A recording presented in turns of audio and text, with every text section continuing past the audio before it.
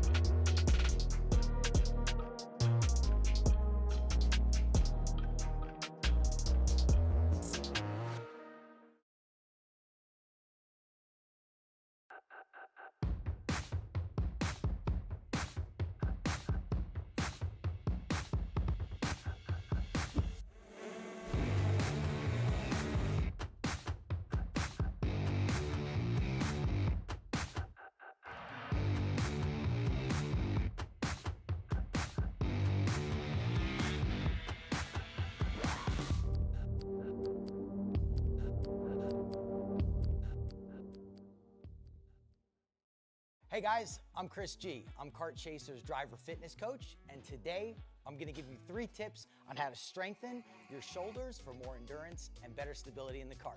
Here we go. Okay, so exercise number 1 is the front rope pull-through cable raises.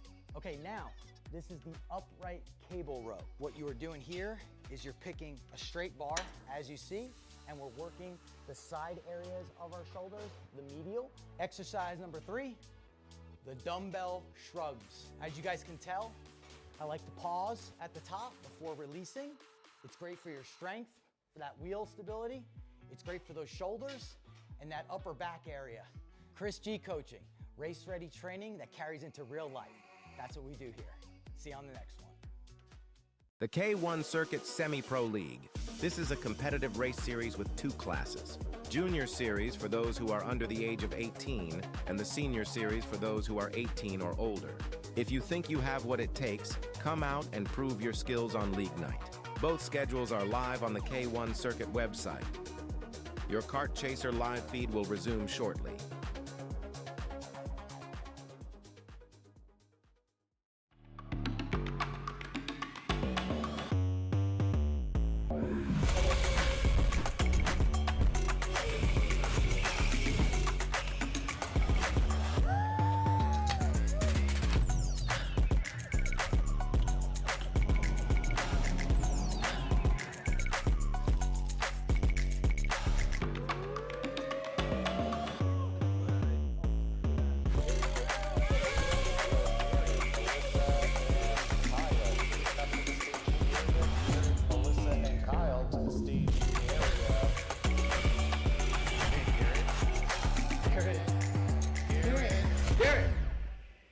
Let's go race.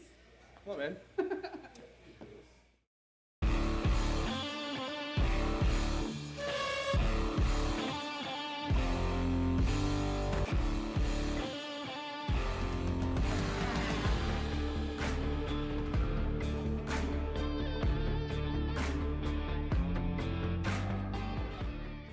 Welcome to the future of kart race preparation, Kart Sim Pro North America. Featuring laser-scanned North American kart circuits and precision-tuned kart physics developed using real telemetry, dyno and tyre data, Kart Sim Pro North America delivers the most advanced and realistic kart simulation experience available today.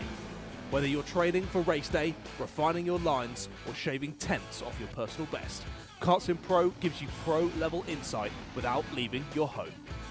Trusted by world champions, coaches, and karting enthusiasts alike, this is where virtual practice translates into real-world performance. Experience the thrill, the challenge, and the edge. Kart Sim Pro North America. Use code CHASER20 to get 20% off today.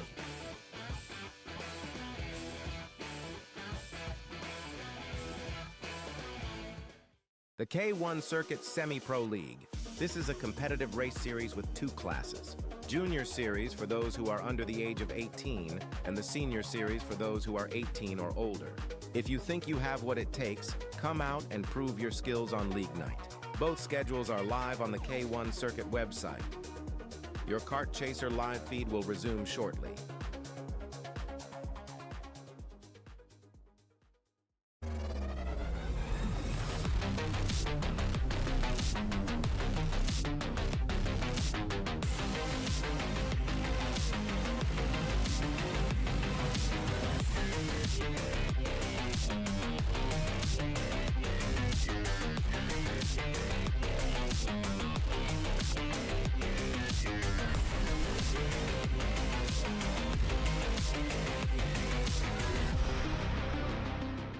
Hi, I'm Jackson with Alpha Race Hub.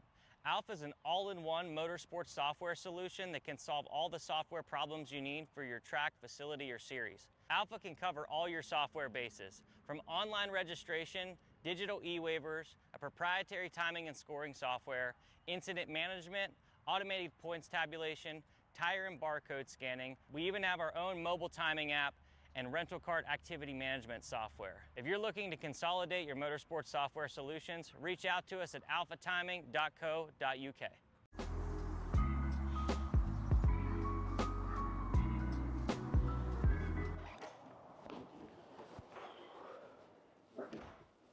Hey, what's up, Caleb? What's up, Brandon? You sound defeated. A long day at the office? Yeah, got stuck at a cat food marketing meeting for like 3 hours. I don't know a thing about cat food, and I don't even work in marketing. And then I got sent on a coffee run like I was some sort of intern. Then at the end of the day, when I went to go get gas, I just realized everything is so darn expensive nowadays, man. Yeah, you got that right. Like, do you have any idea how much we're spending on Netflix? That's like 20 bucks a month. Do you know how much we're spending on cable? That's like 50 bucks a month. But you know what isn't expensive? Tell me. Kart Chaser Premium. For only $9.99 a month, you can watch all of the American karting action live from coast to coast. Subscribe and become a member today.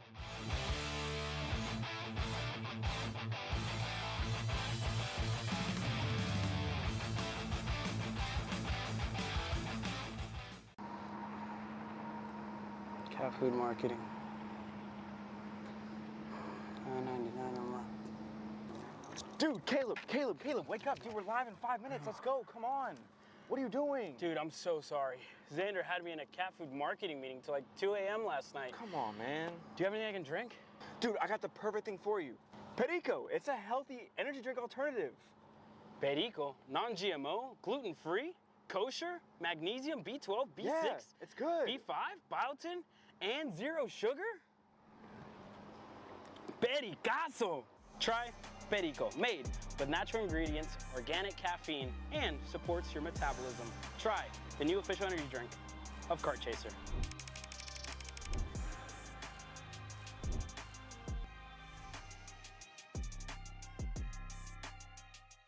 Champions aren't just born on the kart track. At SimShop, we deliver professional-grade simulators with the best performance-to-price ratio in the industry. Founded by racers who understand what you need, our SimMagic and Moza equipment is powerful enough for the pros, yet affordable for everyone. With unmatched customer support and a thriving community, we're your racing partner. Visit simshop.com today.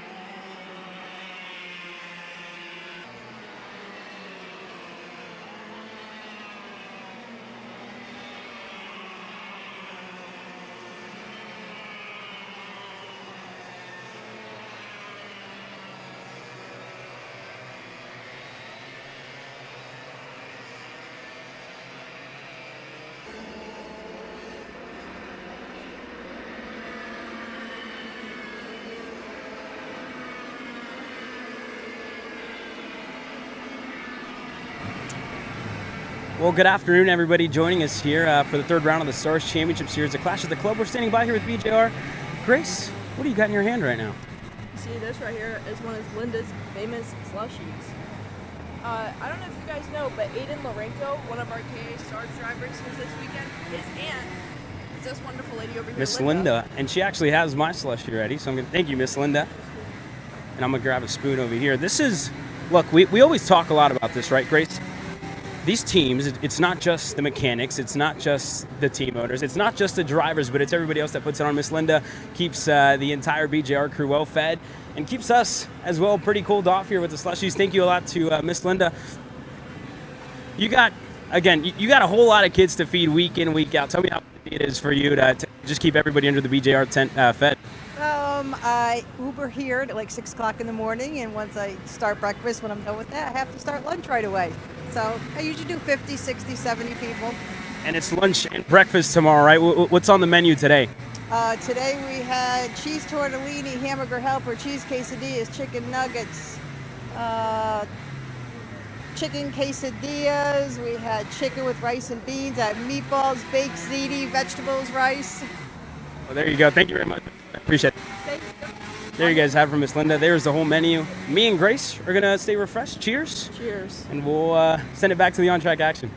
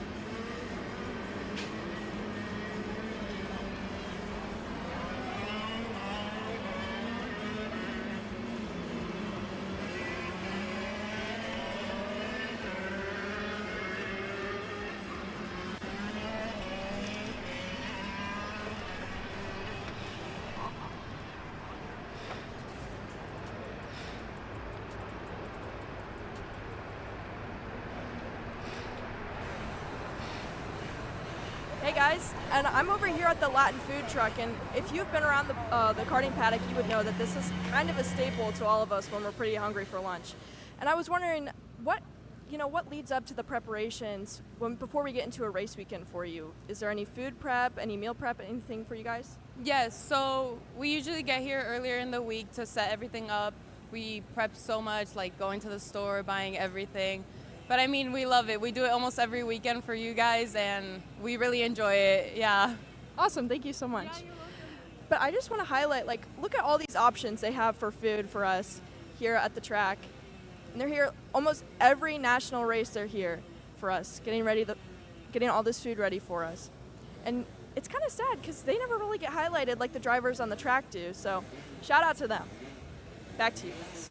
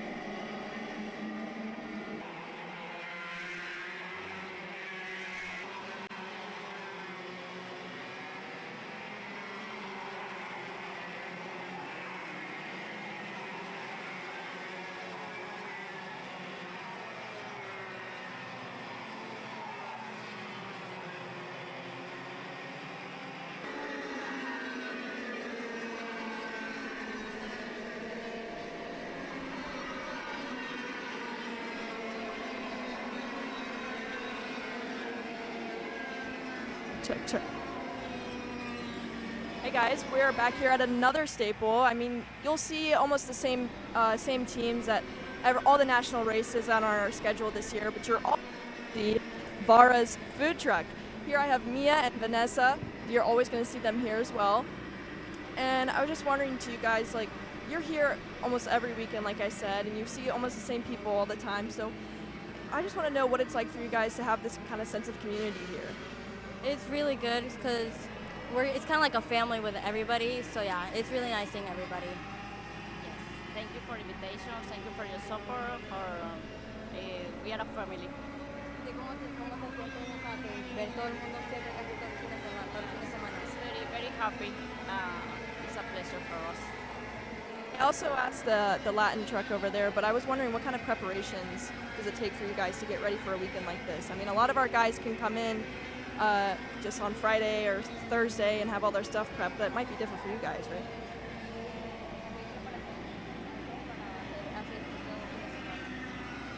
We have a steak. The most popular is the steak is picanha. Pork, sauce, empanadas. I'm making a real food.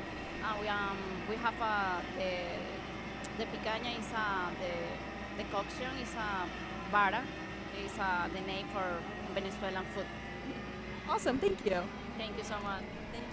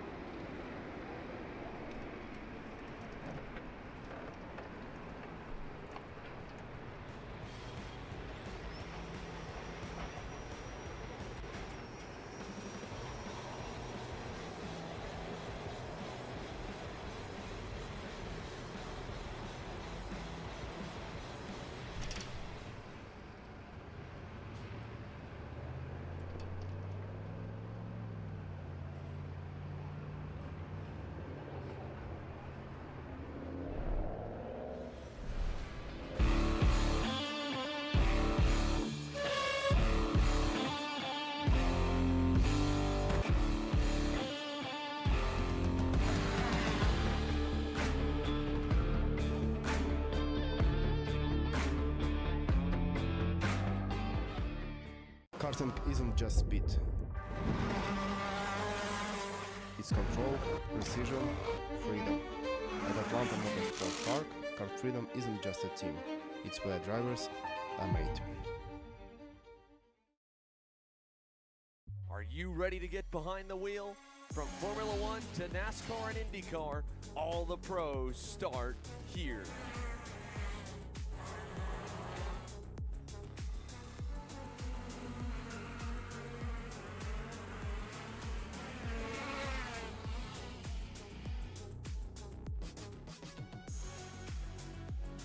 For more information, check us out online at mcckarting.com or call us and go racing today. When it comes to innovation on the track, Odenthal Racing Products leads the pack. From the highly popular EasyGP camera mounts to our tough case to GoPro case, racers everywhere trust ORP for strength, reliability, and precision. We're proud to be the #1 engine mount manufacturer in the USA. And with our new Easy Bumper Retainer System, you won't get caught out with a failed bumper bolt again. Odenthal Racing Products. Lead or get left behind.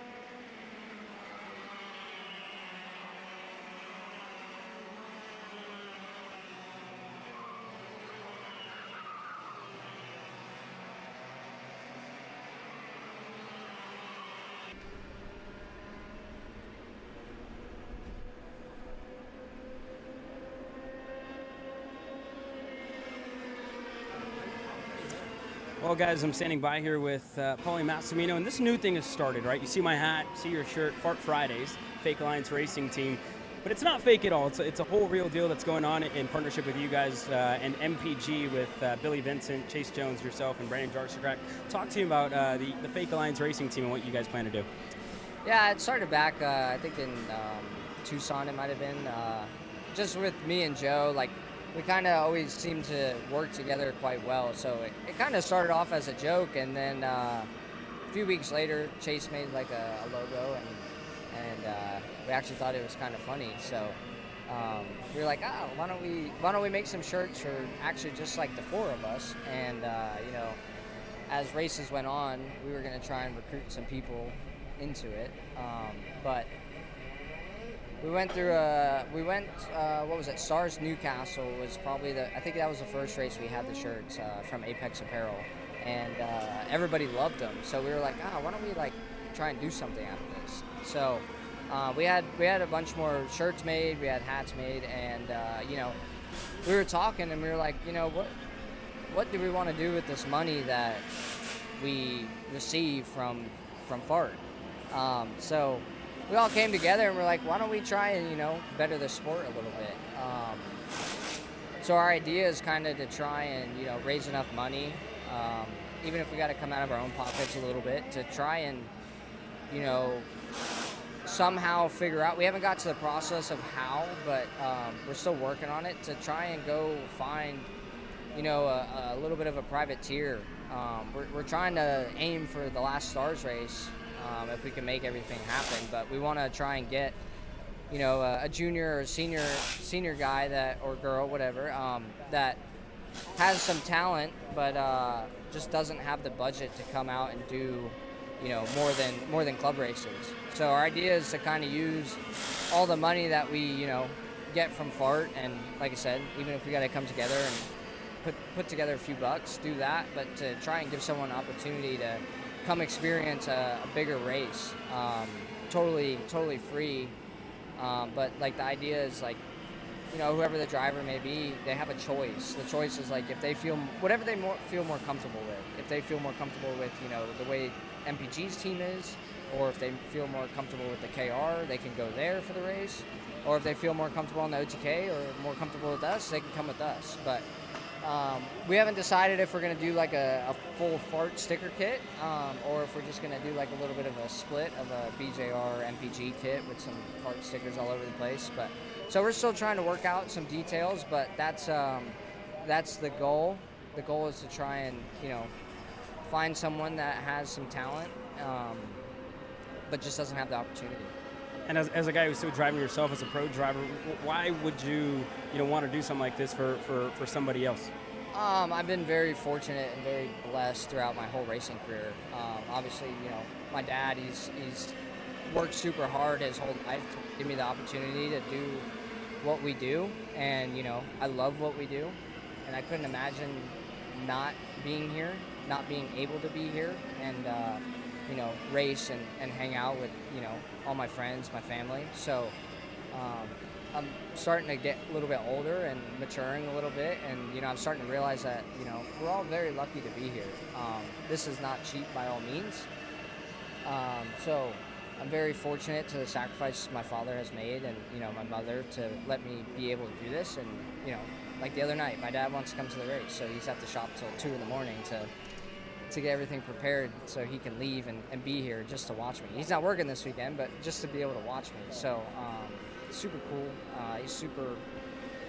Everybody works super hard, so I think it's, you know, it'd be unique and super cool to be able to get someone that doesn't have the opportunity that we all have. I think sometimes we kind of overlook everything that we all have, even on our bad days. I think, you know, it's very easy to get mad and frustrated and, you know, be like, you know, try and throw it all away, but we're very fortunate to be at these, you know, top-notch, top-level races, and I think it would just be cool to give back and let someone that, you know, is not as fortunate experience what we get to experience every weekend. Yeah, thank you for the time, Paul. Yeah, I know you got to get coaching, so I'll let you get back to it. Thank you. No worries. Thank you. And for those of you guys, if you want to get your Fart apparel, you can head over to MPG and talk to Chase Jones. They've got it all, so help, again, get somebody new in the seat.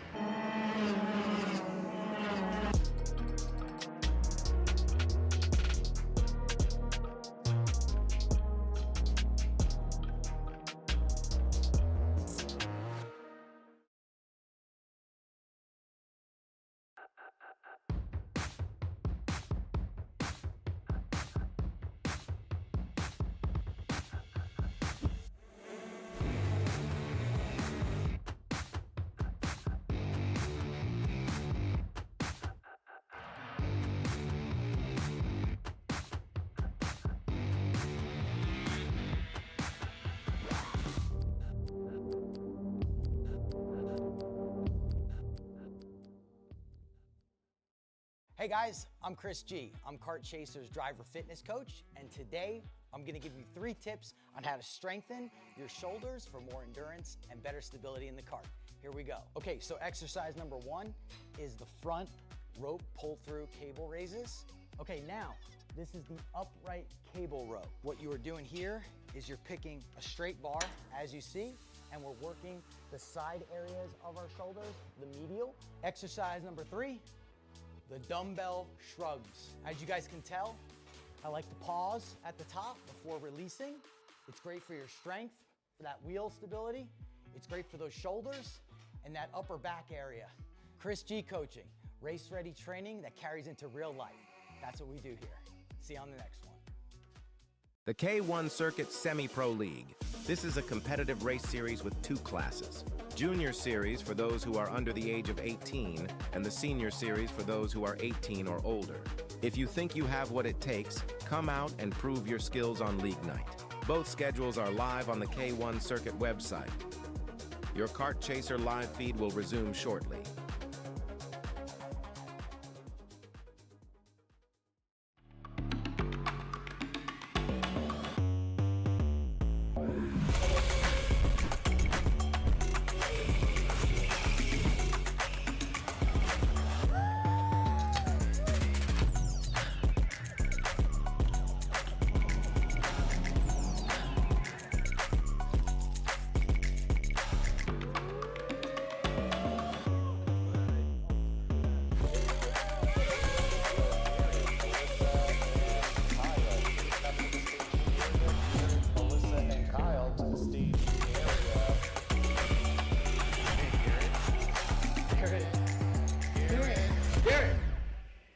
Let's go race.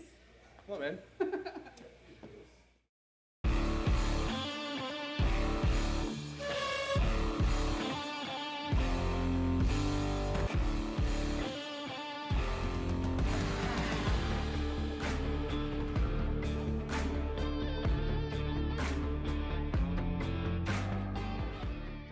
Welcome to the future of kart race preparation, Kart Sim Pro North America.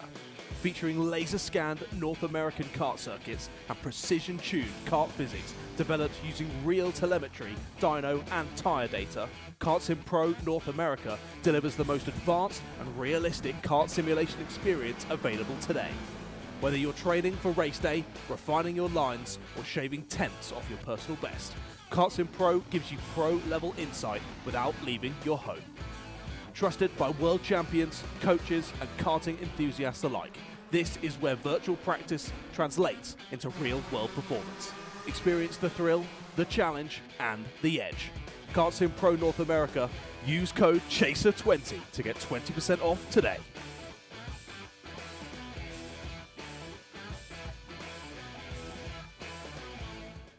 The K1 Circuit Semi-Pro League. This is a competitive race series with 2 classes. Junior Series for those who are under the age of 18, and the Senior Series for those who are 18 or older. If you think you have what it takes, come out and prove your skills on League Night. Both schedules are live on the K1 Circuit website. Your Kart Chaser live feed will resume shortly.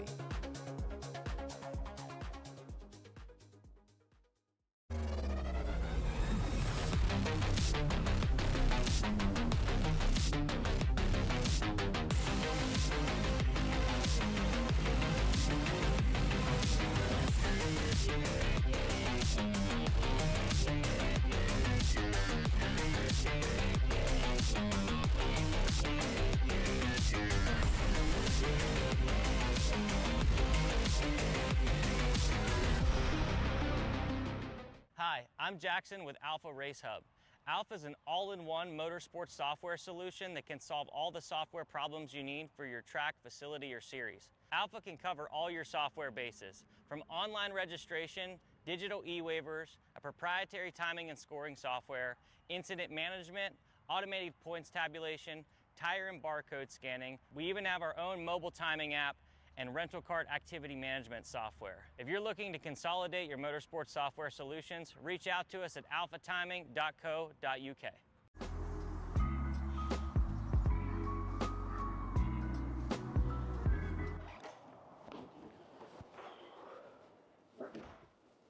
Hey, what's up, Caleb? What's up, Brandon? You sound defeated. A long day at the office? Yeah, got stuck at a cat food marketing meeting for like 3 hours. I don't know a thing about cat food, and I don't even work in marketing. And then I got sent on a coffee run like I was some sort of intern. Then at the end of the day, when I want to go get gas, I just realized everything is so darn expensive nowadays, man. Yeah, you got that right. Like, do you have any idea how much we're spending on Netflix? That's like 20 bucks a month. Do you know how much we're spending on cable? That's like 50 bucks a month. But you know what isn't expensive? Tell me. Kart Chaser Premium. For only $9.99 a month, you can watch all of the American karting action live from coast to coast. Subscribe and become a member today.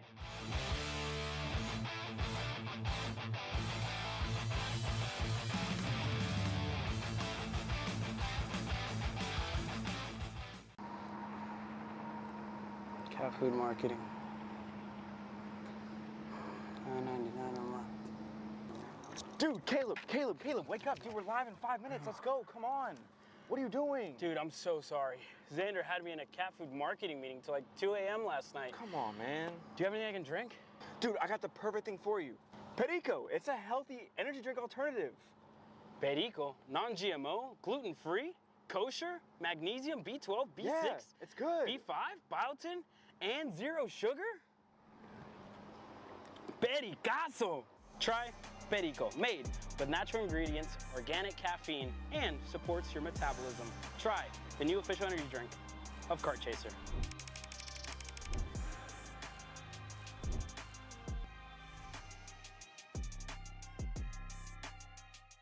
Champions aren't just born on the kart track. At SimShop, we deliver professional-grade simulators with the best performance-to-price ratio in the industry. Founded by racers who understand what you need, our SimMagic and Moza equipment is powerful enough for the pros, yet affordable for everyone. With unmatched customer support and a thriving community, we're your racing partner. Visit simshop.com today.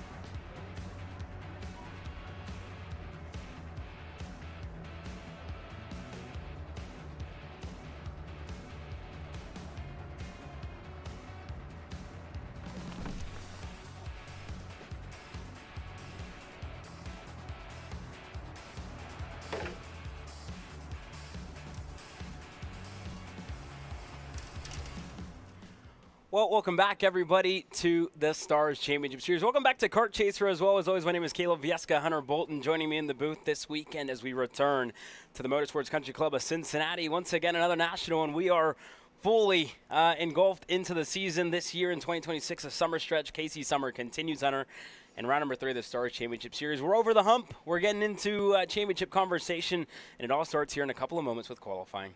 Yes, it does, and it's been a great day so far. You've been out. You've talked to Brandon about, well, let's say Paulie about the fart racing. What's your thoughts on that? It's a really cool opportunity, right, for a lot of different drivers to be able to have an opportunity to come out here and race. That's at the night fight, which is going to be the season finale here at the Stars Championship Series. When we go over to Trackhouse Motorplex, that's going to be, again, something cool. And for those of you, I got my hat, I got a T-shirt as well. So don't forget, if you're in and around the paddock, go and visit MPG Motorsports. Chase Jones and Billy Vincent, they are also part of the alliance, if you will, and someone to be a part of. But that is great, and it shows you the environment, the family aspect of the Stars Championship Series. Always great to be here, always great to be a part of this paddock, and it's time, right, to find out how we're going to start the day of racing action tomorrow. OKNJ, the start of the Pro Show, is at the top of the order. They are getting ready to decide who's going to start on the pole position, who's going to start off pole when we get into both of their motos tomorrow, and then they rest at the end of the day before going into their main event. A lot of qualifying action getting set to come your way from the Country Club here in Cincinnati. In this field, with a couple of drivers, a couple of returning faces, again, making appearances, returning to the seat here this weekend. Round 1 winner Parker Ives returns, as well as Maxwell Macha on what was a great way to close off the weekend. Last time out for Maxwell Macha, able to become the king of the castle. And that was a close race all the way into the end, but he was ultimately able to hold on to the win out at Newcastle Motorsports Park for the king of the castle. Parker Ives looking to, again, continue his argument for the championship fight. And when it was all said and done, he, again, found himself a little bit of work to do over at Newcastle this weekend. Going to be hungry to get back up to the top step of the podium. Absolutely, and one person we can't count out is Nico Kataski. He's been on rails all day today. He had 2 tenths clear in the final practice. And that's exactly what you want to see out of a driver who is so used to running at this place, right? You talk about this being the home race for the Trinity Karting Group. That's exactly what you want to see out of your lead driver in the junior division. And again, it's been quite some time. I got to remind you here, Hunter, it's been quite some time since we've raced these OKN packages here at MCC. You got to look back to 2024, the last time that we were here in OKNJ competition. If you remember, we were in Ohio last year, but it was over at the Earthquake for the 3rd round of the year. This year, we return here to the Motorsports Country Club of Cincinnati, and it's, again, been one of the tracks. It was one of my personal favorites, watching the racing action take part here because of how well these OKN packages race here at MCC. One driver with an issue to start things off is William Veeder. The MPG Motorsports J. Howard liveried 113 machine is out of this session early, and the best that William Veeder is going to find himself is in 4th with a 56.114. Not the way that he would have wanted to end the Friday. Absolutely not. That's not how you want to end off your Friday, especially going into a long weekend of racing. At least it's not a big field, so he doesn't have as much work to go back forward, but you still don't want to start off on the back end. Yeah, definitely not the way he would have wanted to kick things off. Up front, though, Parker Ives, a 148. RPM Tony Kart, top of the timing charts, 56.021. The time to beat Tristan Murphy. His teammate is currently in 2nd, getting through Grayson Wolcott on the 144 for Nash Motorsports. But you see all this switching up front. Ives doesn't want to lead. Macha is going to jump him. It's going to be 0.04 of a second. The difference, 55.981, new time to beat, held by the 174 of Macha. Maxwell Macha had a great round 2. You can't count him out. He's had a great year moving up from the Mini Swift after last year. Dominant last year. He's going off on the right foot now. You don't see that a lot coming from Mini to Junior. It's a big jump, right, for a lot of drivers. We kind of talked about it with Parker Ives a little bit, right, making the jump up. His first race win came at the start of the year in junior racing action. So that's exactly, the time. It took about a year and a half. He started as a rookie last year at the Queen City Gambit and Stars competition in KA Junior, and then he moved up to OKNJ this year, and then finally able to get that win. Macha, first year, no problem, took the win over at Newcastle Motorsports Park. This session, though, only 2.5 minutes to go, and everybody's still looking for some time. Tristan Murphy, with a little bit of a draft out of Parker Ives, is going to put himself to the top. New fastest time, 55.613 for the 111. Yeah, Tristan Murphy's been having a great year as well. You look back to, I can't remember what round it was, but he got a pretty good win in the KA 100 category, if I believe I'm correct. Yeah, he's had pretty successful year. In again, a couple of rounds where he's been fast, where he's been right there up at the front. You know, you got to look back to Newcastle Motorsports Park, finished second in the Pro Show division here in OKNJ, so putting himself within a shot at a pole position. But there has been one driver who has been really fast in qualifying, and that's Cameron Johnson. He's currently third, looking for some more behind Macha. He's going to get a draft. He's going to switch up top. Macha to fourth, Ives to third, Katowski up to second.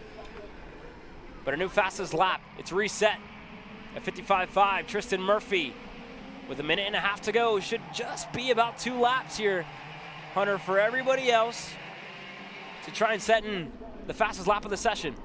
I honestly think Maxwell Mach is in the best spot he could be right now. We saw him drop back early after letting Tristan Murphy and basically this whole group go by after he took the lead for about a half lap, drop back, and now he's got a good gap to close down up front to get a good lap. Yeah, well, here you go, looking at the Alpha Live official timing. Nico Katowski in the 192, currently fastest. 50 seconds to go left on the clock. And it's a 55.457, the time to beat now. Katowski for TKG, fastest on the order. Everybody within the same spot on the racetrack. And Katowski's at the back of the pack here, Hunter. That's, again, probably what's making the difference for him on that front stretch and maybe even on the back stretch here for Katowski as well. With the knowledge around this place is going to help. Katowski goes even better the last time around, 55.367. Murphy to second, no improvement. Ives improved, not enough, he's 0.3 back. As Diego Ramos looks on, as his young driver looks to hold on to the pole position here. 18 seconds to go. 18 seconds left in this session, and honestly, Nico Katowski is in the best spot he could be. He's got a little bit of a gap to Cameron Johnson. He's closed in just a tiny bit over this whole entire lap, and he's going to get a good draft down the front straight. Well, here we go. We're going to find out. Murphy, Ives, first two to cross the line. Checkered flag, out. And this one's going to be close. Murphy, is it enough to go better than Katowski? Macha out of line. They come across. Murphy improves. Nobody better than Nico Katowski on the pole in Cincinnati for the two motos tomorrow. Nico Katowski, what a lap. Nobody responded. A 10th back was Tristan Murphy, and second improved that final lap. Just not enough. Ives, his best is going to be a 55.639, 0.3 as well. Macha, Wolcott, Johnson, and William Veeder. That early exit didn't benefit him at all. Wasn't really able to put down a lap in this session.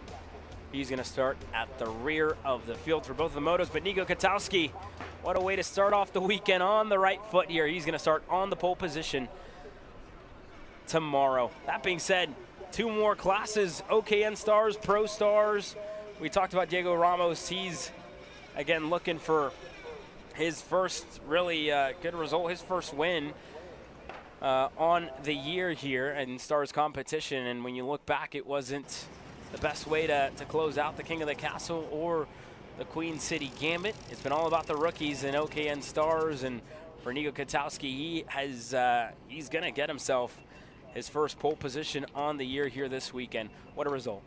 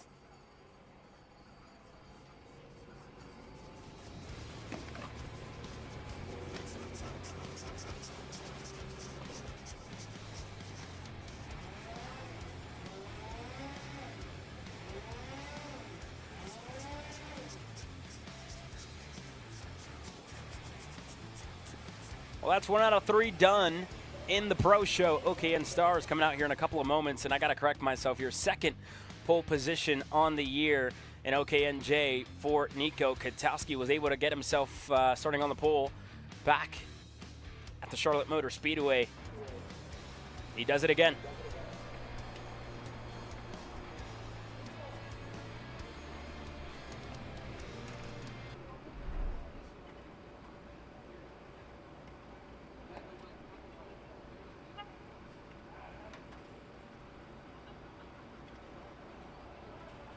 Karting isn't just speed. It's control, precision, freedom. At Atlanta Motorsports Park, Kart Freedom isn't just a team. It's where drivers are made. Are you ready to get behind the wheel?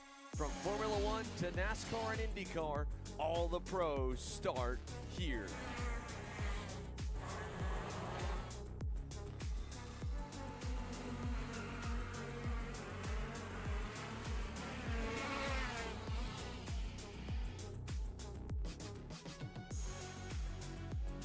For more information, check us out online at mcckarting.com or call us and go racing today.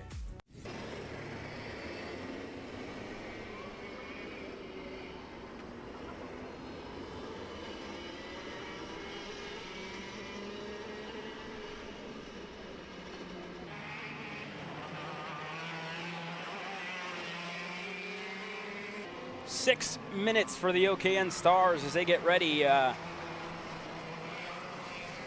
to shape up the grid for tomorrow. 7 minutes, 6 minutes is what we got on the clock here. But all about the rookies this year. Max Christia, round number 1 wins. Round number 2 goes away at John Antonino, and both those MPG Motorsports machines have been flying all year long. Another one joining him here this weekend is Max Weiland on the OKN package, his first start on the year here.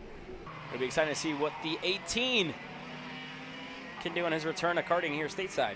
Yeah, it's going to be interesting what he can do. He raced a couple weeks ago out at the US PKS race. I believe he got 3rd in one of the classes he was in. But it's great to have him back in the States. He's been running the OKN package overseas all year long, and the reason we missed him at the first 2 rounds was because he was in a pretty nasty wreck early on in the year. Yeah, and it's good to see him back right in the seat, and again in good spirits to be back racing. So always good to have Max here with us as we continue to follow his career and his progression through the ranks and making the move up to senior this year is where he finds himself. Look, a lot to cover in this pro class. OKN Stars has always been one to watch. Championship deciders have taken place here at the Country Club, and again, this is another weekend where you talk about championship. This is one of the ones to keep an eye on. End of the final practice, a little bit of surprise. Talk about the rookies. Eric Doan surprised us a little bit. Top of the timing charts here. Yeah, top of the timing charts, and me and you've kind of seen a lot this year over at the Challenge of the Future America Series. Champions of the Future. Champions of the Future. Yeah, we've seen him a lot over there, and he's been progressing all year, and he really wants to take the next step. Yeah, and again, we were just sitting here in the RV watching that session kind of take place, and you could hear it out of our window. Somebody had an exhaust pipe a little loose, and you walk out, see who it is, and it's Eric Doan. Only a couple laps. 5 laps is all that he needed. And it was fastest on lap number 4. So Eric Doan is, again, one of the favorites coming into this session after the way he ended that final practice. But we've talked a lot about the MPG Motorsports drivers. John Antonino, Max Christia. The partnership with Carlos Racing Engines has been great for them, and spoke to Carlos a little bit earlier on today, and he was, again, happy about the performance out of his 2 rookies. Happy out of the performance of Paulie Massimino as well throughout the year.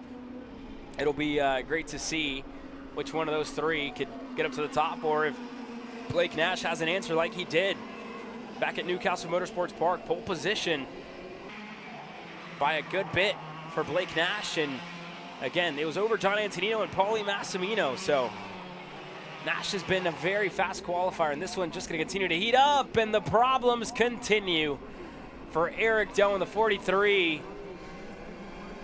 on the wayside.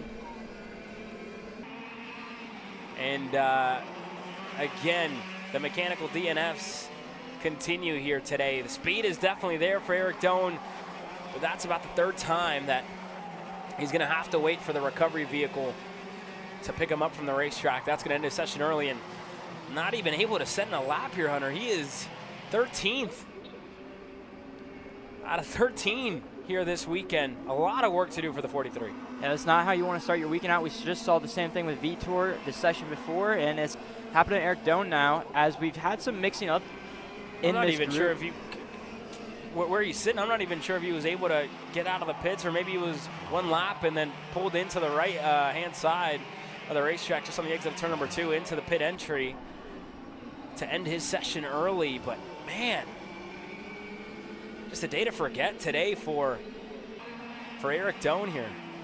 It is, but I mean, you have to think, he knows he has the speed. He was able to show that in the final practice, being in P1 with only 4 laps. Yeah, it's definitely a good sign, but a lot of work to do for that young man tomorrow. Today, the weather, again, partly cloudy, and there is, again, potential weather in the air. Not going to say it just yet. Early in the weekend, not going to say it, but yeah, definitely potential weather in the air. 84 degrees Fahrenheit today. Temperature has risen in comparison to what we had earlier on today, 77 degrees. But look, this is, again, all playing a factor, and I'm sure these guys are going to be happy. This is their final session on the day. They continue here. Nash, fastest by a 10.5. Massimino second. Diego Ramos in the number 3 sits in third. Christia to Davin Roberts. That's your top 5. Time to beat, 54.707 by the number 1 plate, who goes off the racetrack. And that is shades of what we saw a couple of weeks ago here in the happy hour session for Blake Nash. Same corner, turn 11, one of the hardest ones at this place. The hardest, in my opinion, here at MCC. You know, I kind of have to agree with that statement. As someone that's raced this track, granted, I wasn't a fast kart, but it's just super easy to carry too much speed through that corner or hit the curb on entry, and then you're just flying off. And it was almost half of the kart. It was almost those front 2 tires that go over the curb, kind of unsettled them, goes wide and into the dirt, and holds on to it. And you can see that little dirt patch they have on the inside. People do take that line. Sometimes it works, sometimes it doesn't. But it's usually only one tire, right? One of those front tires that is going over the curb there in turn number 11. Either way, that's a scare, and again, about 2 corners to try and get the dirt off of the tires for Blake Nash. We'll keep an eye on it here. 8 seconds to go. Christia is going to be the first one to cross the checkered this time around. Roberts is behind him. Antonino to Ramos. And we'll keep an eye on here. Massimino's in. He's in 4th in line. The checkered is being displayed. Nash is further back. As they cross the line, Nash is in, my apologies. And I don't think anybody is going to have an answer for him at the end of it. That's 2 for 2 on the year, it looks like. And yeah, Wrigley Keys is coming in. I don't think anybody's going to have an answer here, Hunter. Blake Nash, 2 pole positions in a row in OKN Stars competition. He's going to take it over Paulie Massimino with just a little bit more than a 10th. Ramos, Roberts, Weiland, Christia, Antonino, Gassiet Lee, Wrigley Keys, and Rowan Pazer, your top 10. Blake, standing by with Grace. Yeah, thank you, Caleb. Blake, you had the fastest lap out there and even pulled in early, and you missed a turn back there. I mean, come on, you were fast. Where's this pace coming from? It comes from the team and my just all around package. Like I keep on saying, that our OKN stuff is really fast. I can't thank the boys at Nash Motorsports enough for all the help, and Greg Bell at Mega Power Engines. Package is just unreal. So, yeah, that corner is like my kryptonite. I need to keep it on the track because I just try to push too hard. But yeah, no, a package felt great. I think there's a little bit more time in it, but yeah, all around pretty good. And if I remember correctly, back at Newcastle, you started off really strong as well with a pole. And then after that, things started going a little bit downhill for you. I can't exactly remember what happened, but it just didn't really go your way. How are you planning on not re-happening? I'm sorry, not re-happening. Not making that happen again this weekend? Yeah, just staying level-headed in the heats. I think our raw pace at Newcastle was really, really quick. That's one of the tracks that it's like one of my favorite tracks ever to go to. So I think our raw pace there was really good, and I think everyone else saw that, so they were trying to make it a little bit hard on me. And I was feeding into it with my head, so yeah, just trying to stay level-headed and realize that even if you win the heat race, you're not going to get the trophy for the weekend. So yeah, heat races really don't matter as long as I'm just finishing decent up front. I know our package is capable of winning, so I'm full focus, all eyes on the final. So. Well, great way to start it off. Good luck. Thank you. Well, there you guys have it from Blake Nash. A good way to start off the weekend, a good way to end the Friday. And again, the mentality, one of the biggest things that he kind of talked about in that interview, right, of what you need to do throughout the weekend. How do you get through both of the motos? How do you put yourself in a position to try and get the best points finish on Sunday? That's the day that matters. That's why we're here. We're here for trophies. And again, for Blake, just looking to kind of find that footing and go back-to-back in championships here in OKN Stars competition. But again, what a way to kick things off. Paulie Massimino in second, Diego Ramos third, Davin Roberts, Max Weiland, that's your top 5. Antonino only 8th at the end of that session. A little bit more to find for the driver in the 93, who won out at the King of the Castle just a couple of months ago, a month and a half ago, if you will, 2 months ago almost. We were over in Pahrump, Nevada for the Champions of the Future America Series. But yeah, something to find for John Antonino, but a lot can change in this weekend, right? A lot happens.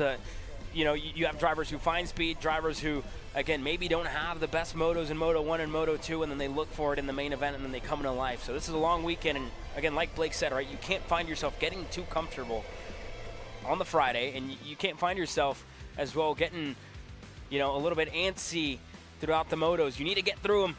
Sunday's the day that matters, the main event. That's where you get the points, where you get the trophy. You're not wrong there, as Pro Stars is rolling out on a track as we speak. Pro Stars, again, one of the ones that we have our eyes on. Jay Irwin, Marian Kremers, Ashton Henkel, Annie Rule with us here this weekend once again. Mitchell Lowry going to lead this field out. And Jay Irwin pulled off to the wayside. And Mitchell, not wasting any time, wanting to go out there. Only an hour and a half up the road for Mitchell Lowry. Calls this place his home track. And he was, again, happy to be back in the seat here this weekend. We'll keep an eye on Mitchell, on what he can do. Jay not going to waste any time. He's going to go right past him. But one of the hardest tracks to muscle a 6-speed gearbox, 125cc machine is here at MCC. It's not easy on the body, but here you got to put in 7 minutes of fast laps. And don't be surprised as well. Might see some of these guys pull in early. It's a long session, if you will, 7 minutes. See these guys put down a fast lap, burn one, burn two maybe, and set up another one. Yeah, absolutely. And one driver that I kind of want to talk about is Mateo. We haven't seen Mateo since the beginning of the year at USPKS, and he made the trek down here last weekend to run the club race that we were obviously filming. Me and you weren't here, obviously, but they were filming it, and they were racing for the 4th of July special. And as someone at his age, he came down, tested the week before, just try to learn the track, and see what he can do today. It was a successful weekend at the end of it for Mateo Pappas, taking the win here on the July 4th weekend. It took place last weekend here at the MCC Pro-Am, and that was a great result for Mateo, right? Getting comfortable, able to come out here, get a win, little boost of confidence, and for him, right, the level of competition has risen this weekend. Jay Irwin, Marian Kremers, talk about Sebastian Rist, who had a great end to the weekend for him. When it was all said and done over at the King of the Castle, just everybody looking for a little bit more here. Fastest lap is going to start off with Andy Roll, 53.718, but again, a big 180. Gavin Bailiff on the wrenches for Mateo this weekend. We'll see what he can do. He was behind Kremers for a couple of sessions, obviously working with Jay Irwin in the partnership with PSL Karting Barrel Art, both of them on Burrells, Mateo with TKG. So we'll see what they can do.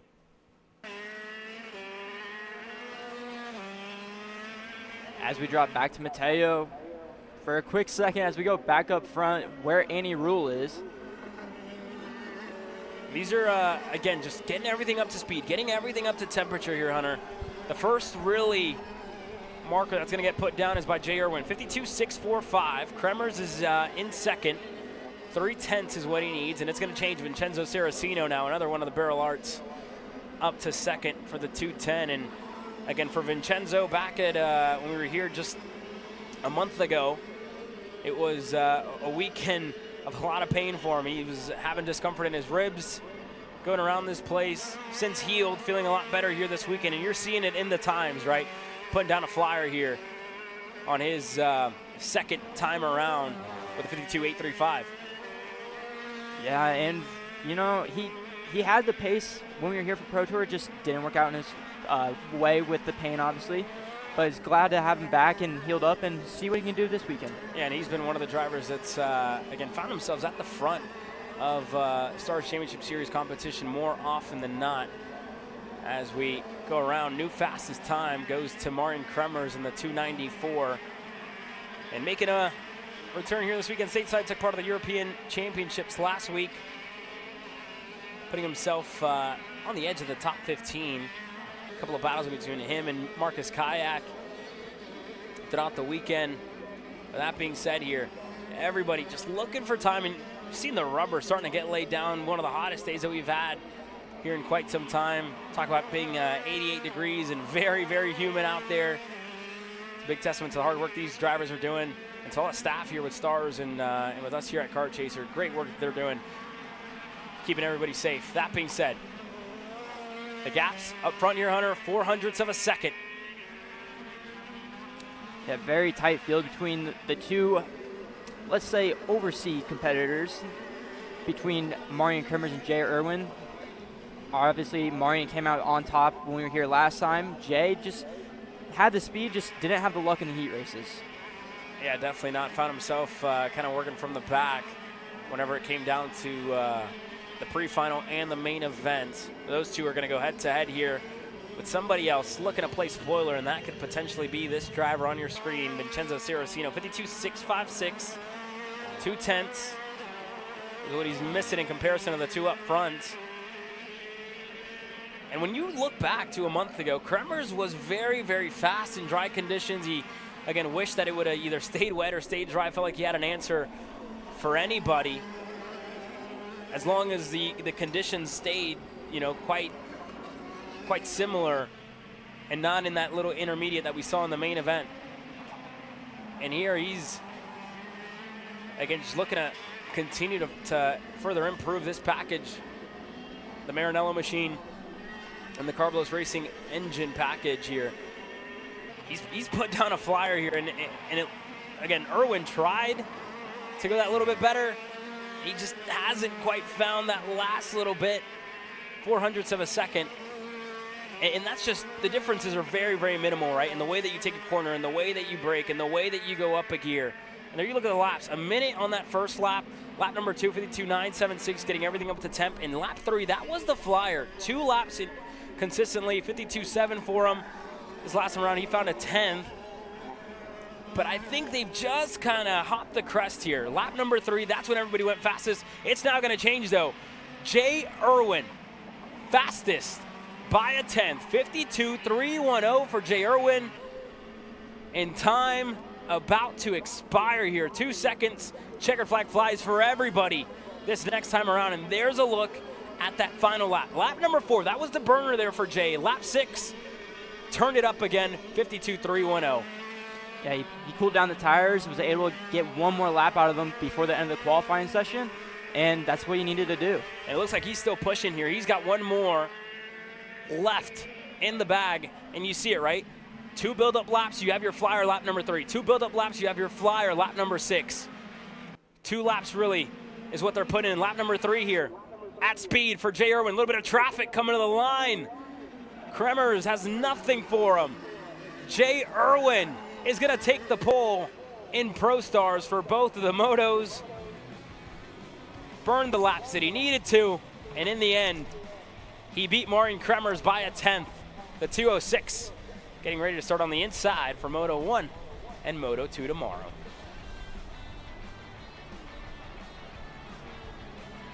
Marian Kremers a 10th back there in second. Vincenzo Saracino putting himself in third, inside line.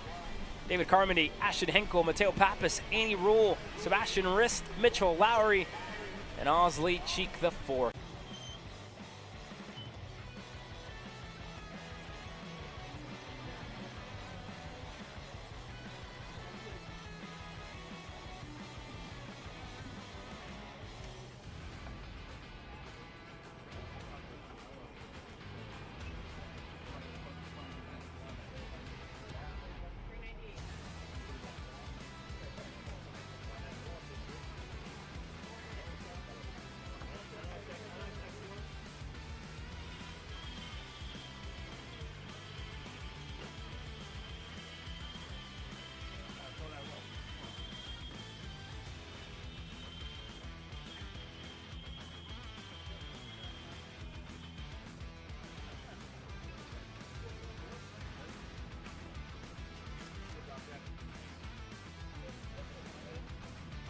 Jay Irwin, 1/10 ahead of the rest of the pack. What a way to start off your weekend. Just tell me about this pace for you. Yeah, you know, that one was a bit difficult with track position, but we got the lap done in the end. So yeah, no, it's been good. It's been a good week. Had really good pace all day. So yeah, I'm really happy with that.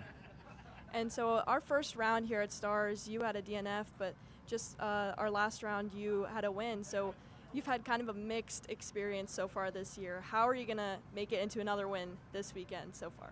Yeah, you know, like we have the pace to just try and carry on with that, and yeah, hopefully win this week and see what happens at the last round. And our last national race we had here at MCC, we had a bunch of different weather conditions, including the rain, and you kind of had a hard time with that. But how would you say that the weather conditions so far this weekend have treated you so well?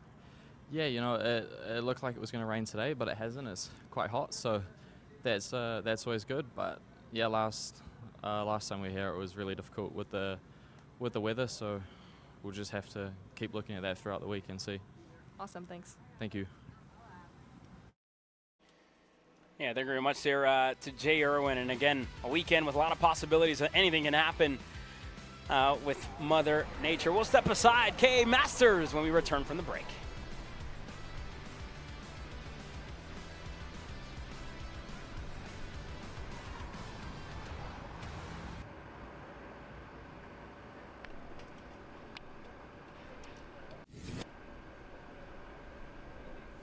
When it comes to innovation on the track, Odenthal Racing Products leads the pack. From the highly popular EasyGP camera mounts to our tough case to GoPro case, racers everywhere trust ORP for strength, reliability, and precision. We're proud to be the #1 engine mount manufacturer in the USA. And with our new Easy Bumper Retainer System, you won't get caught out with a failed bumper bolt again. Odenthal Racing Products. Lead or get left behind.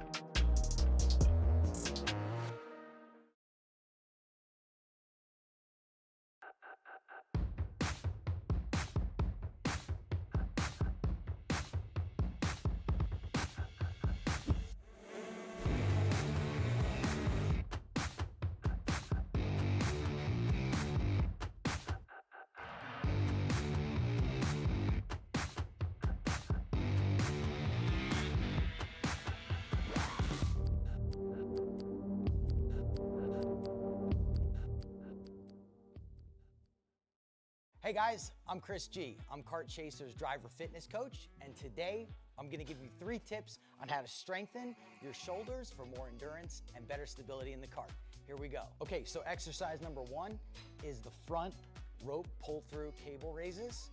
Okay, now, this is the upright cable row. What you are doing here is you're picking a straight bar, as you see, and we're working the side areas of our shoulders, the medial. Exercise number 3, the dumbbell shrugs. As you guys can tell, I like to pause at the top before releasing. It's great for your strength, for that wheel stability. It's great for those shoulders and that upper back area. Chris G coaching, race-ready training that carries into real life. That's what we do here. See you on the next one. The K1 Circuit Semi-Pro League. This is a competitive race series with 2 classes. Junior Series for those who are under the age of 18, and the Senior Series for those who are 18 or older. If you think you have what it takes, come out and prove your skills on League Night. Both schedules are live on the K1 Circuit website. Your Kart Chaser live feed will resume shortly.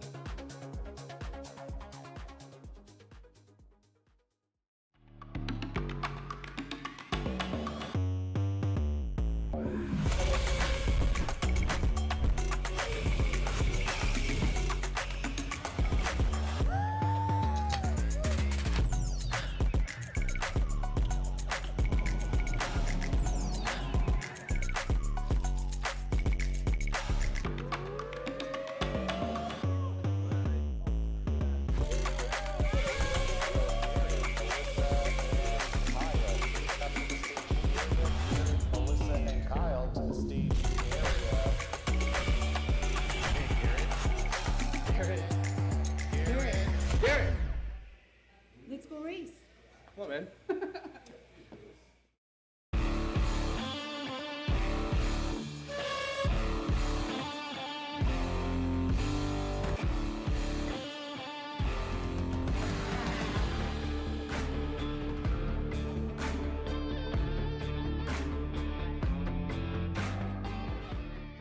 Welcome to the future of kart race preparation, Kart Sim Pro North America. Featuring laser-scanned North American kart circuits and precision-tuned kart physics developed using real telemetry, dyno and tyre data, Kart Sim Pro North America delivers the most advanced and realistic kart simulation experience available today. Whether you're training for race day, refining your lines, or shaving tenths off your personal best, Kart Sim Pro gives you pro-level insight without leaving your home. Trusted by world champions, coaches, and karting enthusiasts alike, this is where virtual practice translates into real-world performance. Experience the thrill, the challenge, and the edge. Kart Sim Pro North America. Use code CHASER20 to get 20% off today.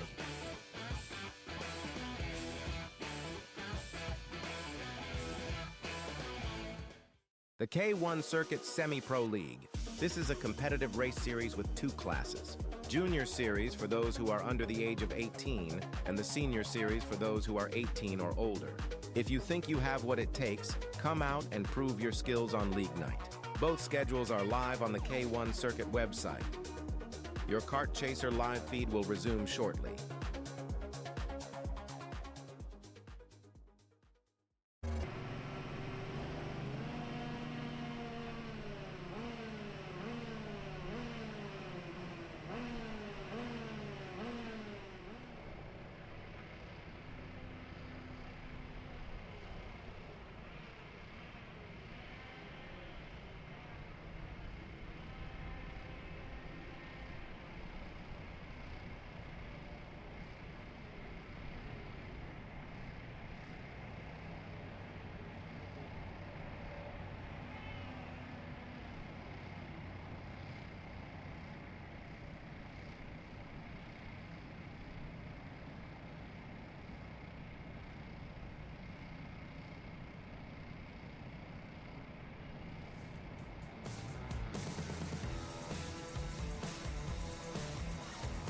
Qualifying action continues from the Motorsports Country Club of Cincinnati for the Clash at the Club.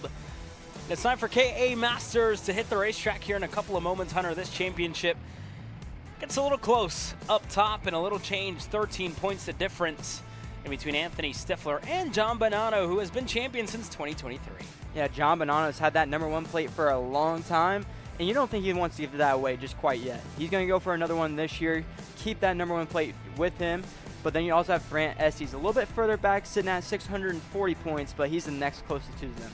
Yeah, David Galonia again returns here this week, and he's 4th. Eric Heinig, that's your top 5 in the championship fights. Great weekend. Last time out in Stars competition for Anthony Stifler, taking the win over John Bonanno. And he took the, again, 200 points for the main event when it was all said and done. And then it was vice versa. The round prior over at the Queen City Gambit, 180 points for Anthony Stifler. John Bonanno got the 200 with the win, where he was pretty close to the sweep. I think qualifying was the only session that he wasn't able to top. And indeed, it was Anthony Stifler in the qualifying session where he was able to go better. And you go over to the King of the Castle, and in qualifying, Pierce Baldus got it. David Galonia won heat race #1 with the local experience, the Newcastle Motorsports Park. Heat 2 went to Pierce Baldus. The pre-final, Nicky Coelho was able to get one. Pierce Baldus was able to get it. Then in the main event, Anthony Stifler, John Bonanno, the championship contenders, put themselves at the front of the field. And this weekend, anybody's game as we get into qualifying. And there's two people I really want to note here. They're not in the championship. They haven't ran a Stars race all year. It's the Kutcher brothers. They've been running the Undergo series of the Stars Championship, the Apex series, and they were on a roll. It was a 1-2 show in almost every single race at the last Apex round at G&J Kartway, and they just have it, and they were showing great speed in practice forward.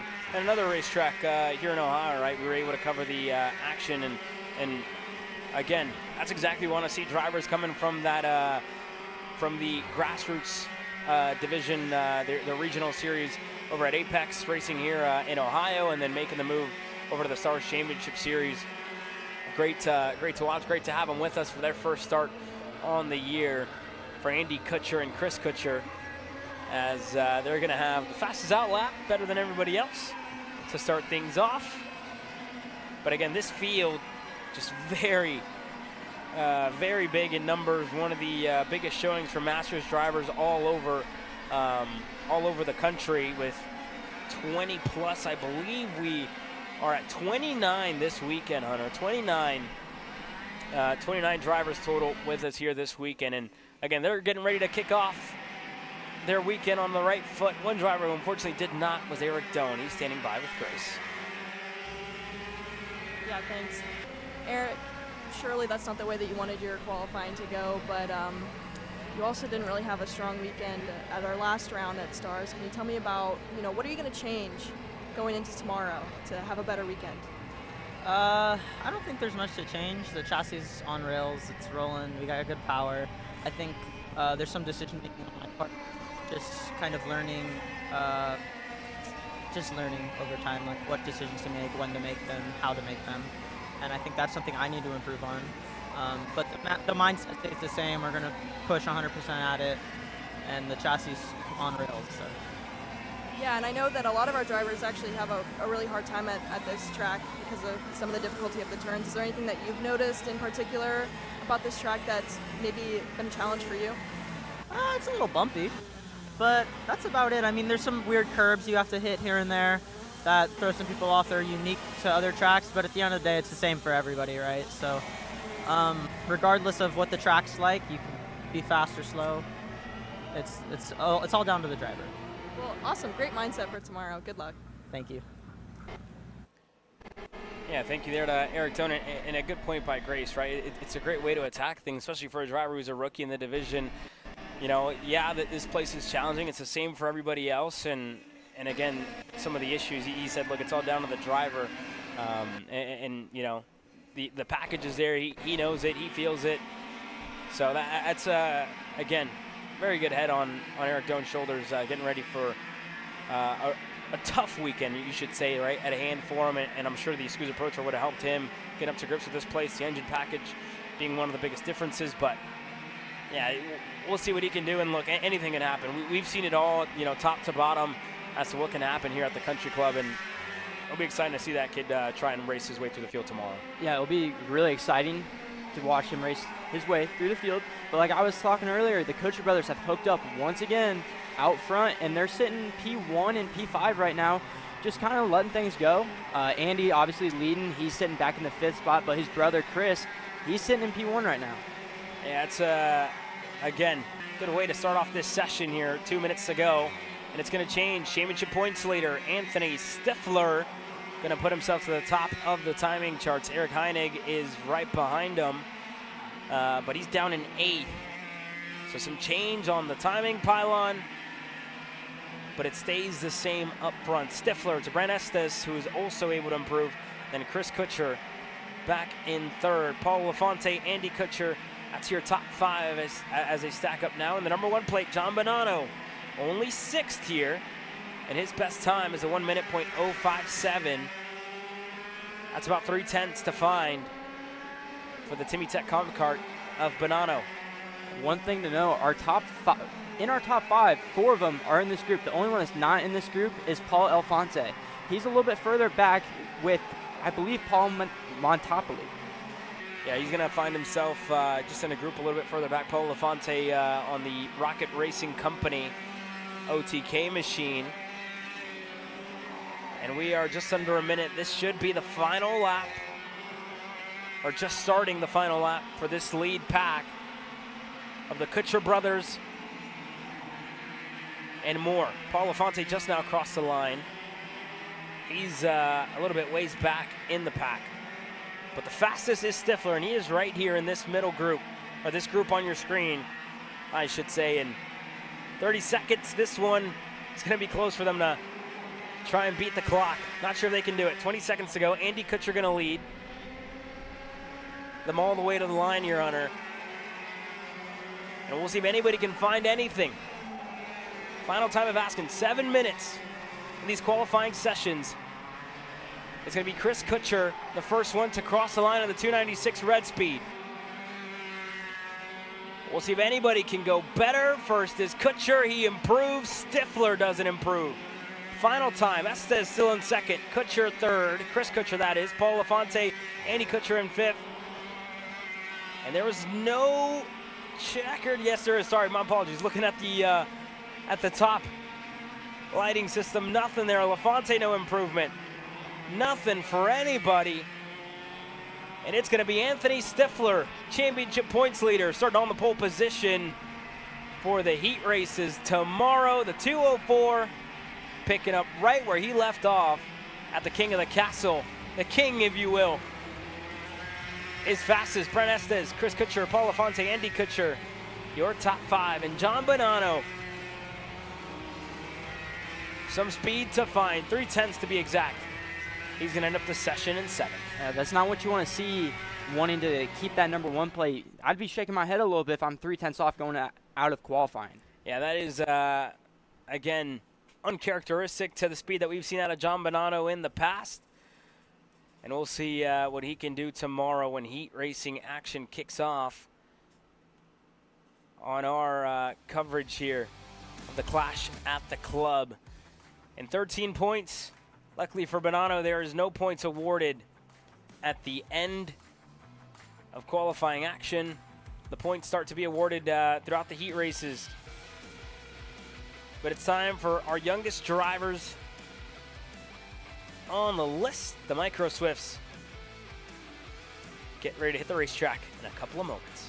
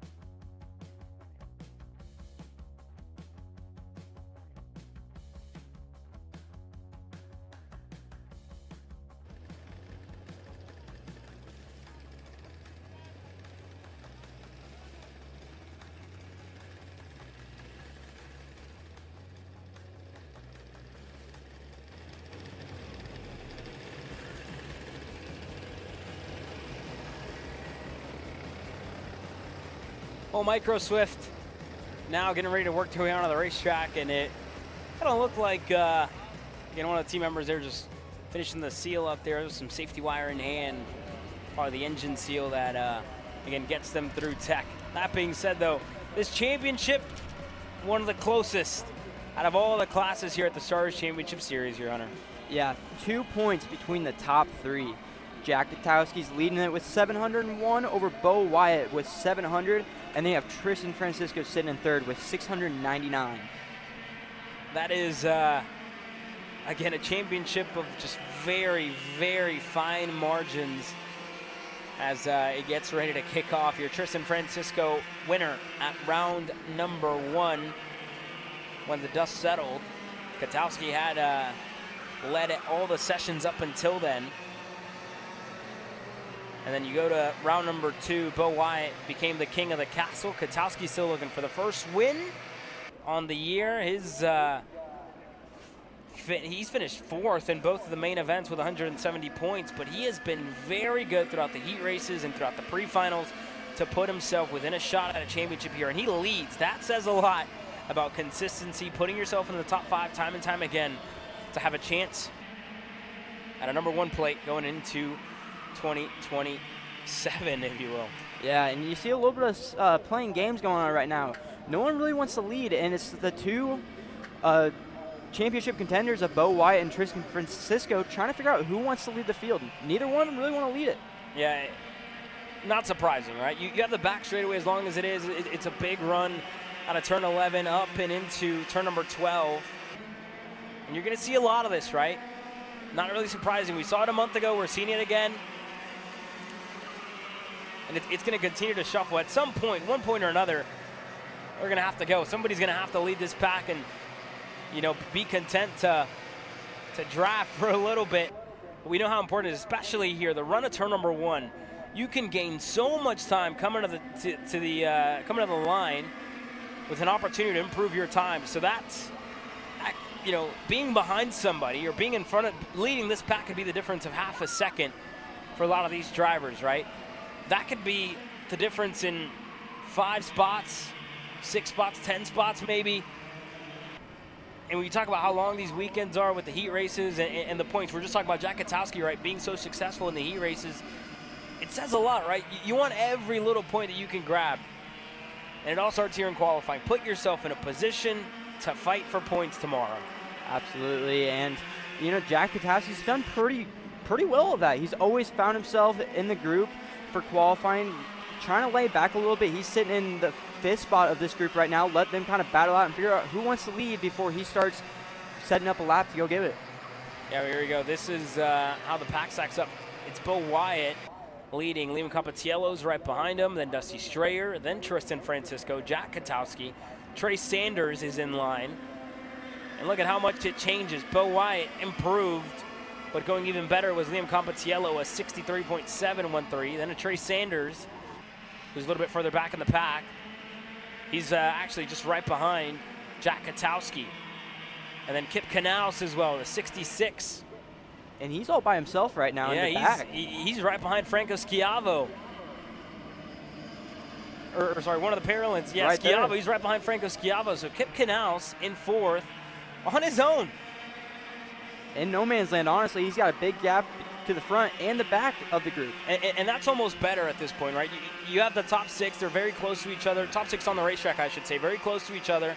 And you're giving yourself a little bit of room, able to stretch your legs, able to put down a lap. Knaus in the 66 finds himself in a really good position here to try and put down a flyer. We'll keep an eye on it here. They're going to cross the line, 2.5 minutes to go. Time to beat at 63.713, held by Compatiello. Can anybody go better? And they should. Everything's starting to come up to temp, and it's going to be Francisco, Shiflett, Compatiello back to 3rd. He improved. Sanders 4th, Bo Wyatt, Strayer, Katowski. Knaus fell back to 8th that time by Rowan Machine. Franco Schiavo to 10th. So yeah, these top 4 are really setting the tone for this qualifying session. They really are, but you have to look back at the guy in the 5th right now. With all this battling between Trey Sanders and Tristan Francisco, it's really setting up Jack to try to get a good lap if they don't battle as much. And that pass by in between Strayer and Francisco kind of fed Francisco right into Jack Katowski. That might hold him up. Knaus has a little gap as well to Schiavo. Just a game of inches, right? Where you can find the air and again, where you can stay away from the traffic. But fortunately for this front pack, if you want to break a little deeper into one of the corners, you're going to be met by the rear bumper of a fellow competitor. And 3rd in line, that's the fastest right there. And that was with a pass. With a pass out of Dusty Strayer. He's looking for another one here. And Bo Wyatt's going to back out and try to go to the back of the group, try to get one lap himself now after leading it. Yeah, smart by Bo there to get out of line. He's going to get right in front of Tristan Francisco. With a minute to go, they should all be safe into one more lap. This one's hard to call. It's almost like calling it like a race because that's exactly what's going on, right? And for drivers within the, 7 years old to just about 8 or 9, they're, again, it's a lot of planning, a lot of, thinking behind the wheel. You can't just go out there and put down laps. You got to position yourself around the right people, around the right spot on the racetrack. That's important here. 30 seconds to go. I'm sure it's going to change again. Actually stand corrected there. Dusty Strayer stayed on top, and nobody improved inside of the top 6. One thing I did notice in that background, is Kiplet closing into that group of 2 in front of him, and he looks like he had about 4 kart lengths coming to the line. Yeah, which Kip there, and again, to kind of test that, he's 8th right now, 8th in line. He's catching up to Schiavo and his pushing partner as well, so that's probably going to help him this time around. Checkered flag's going to fly for everybody, and it's Liam Compatiello who's going to lead him to the checkered flag here. Everybody looking to improve. Critical time in qualifying here. It could all change. Katowski's going to go for a move on Francisco. That's going to burn Francisco's lap. It might burn Strayer's as well. He's going to go off in the process. But across the line, Katowski's looking for more. Bo Wyatt is looking to improve from 7th. Compatiello, first one to the line. Nobody improves. Final time around, Schiavo for a pass. No improvement.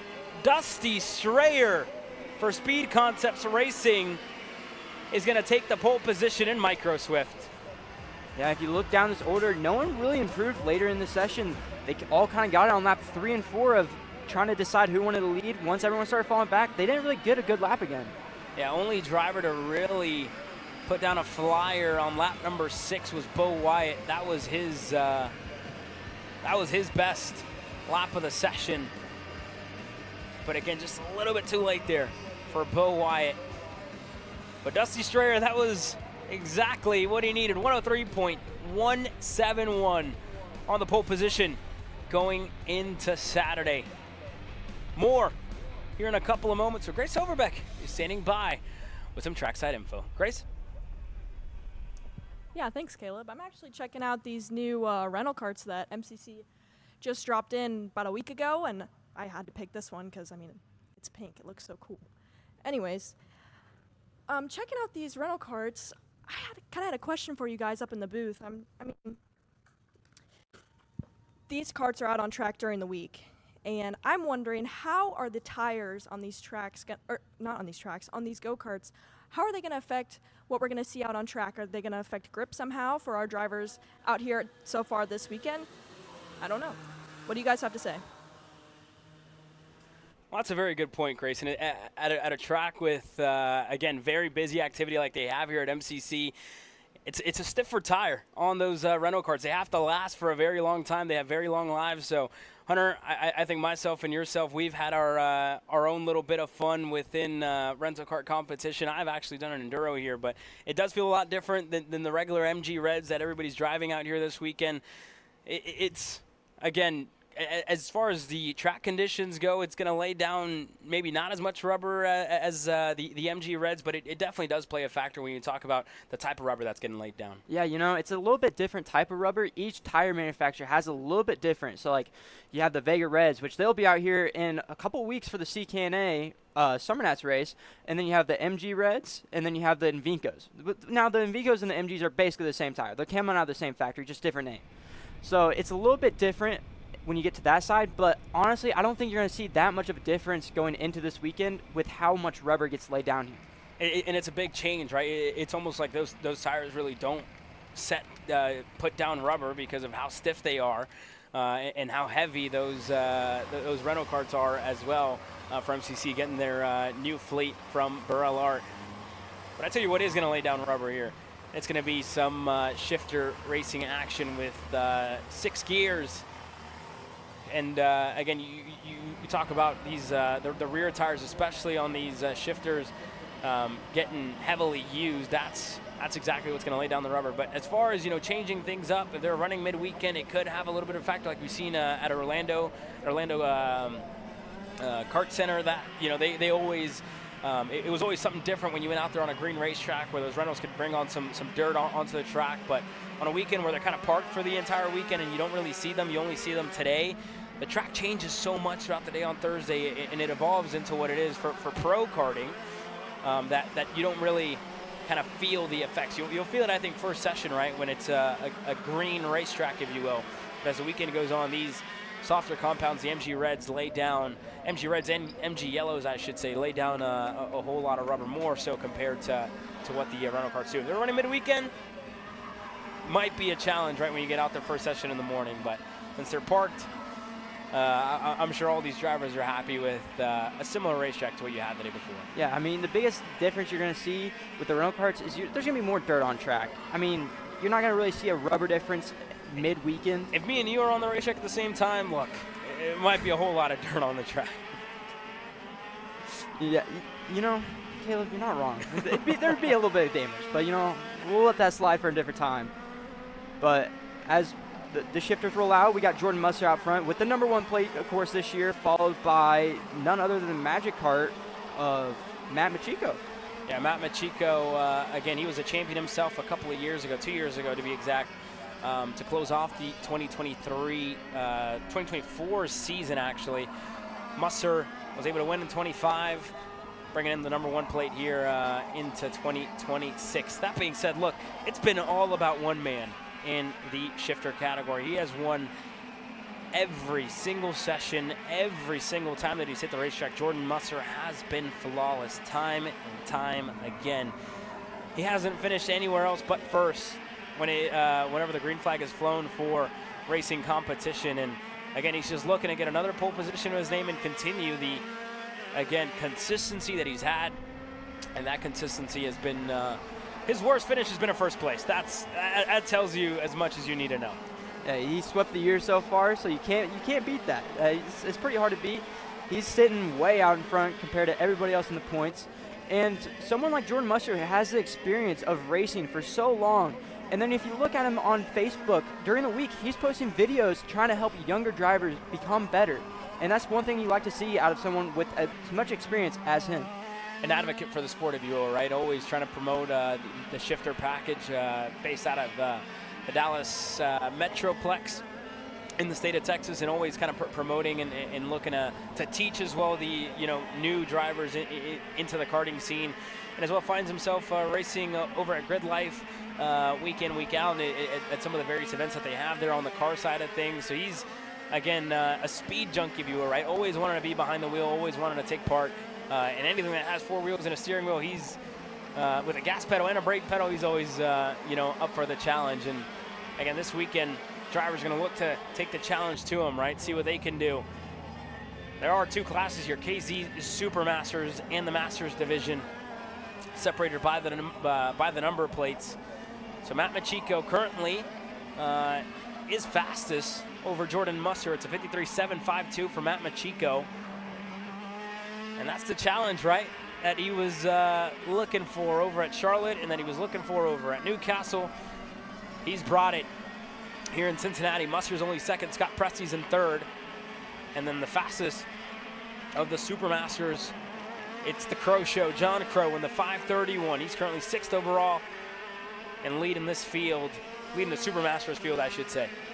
Yeah, and Matt Machiko's kind of got himself in a perfect spot, just kind of following around Jordan Musser, seeing the lines, getting a little bit of studying done before we get into racing, see where he's better, see where he's worse. Get all this done before we get into racing. That way, when we get to racing time, he knows where he can make a move. Well, Musser that time around, 53.811. It was an improvement, I should say, there for Jordan Musser, but not enough. Looking for about 0.05 of a second. John Crow just continuing to put down flyers here on him. 54.320 for John Crow, 5th overall.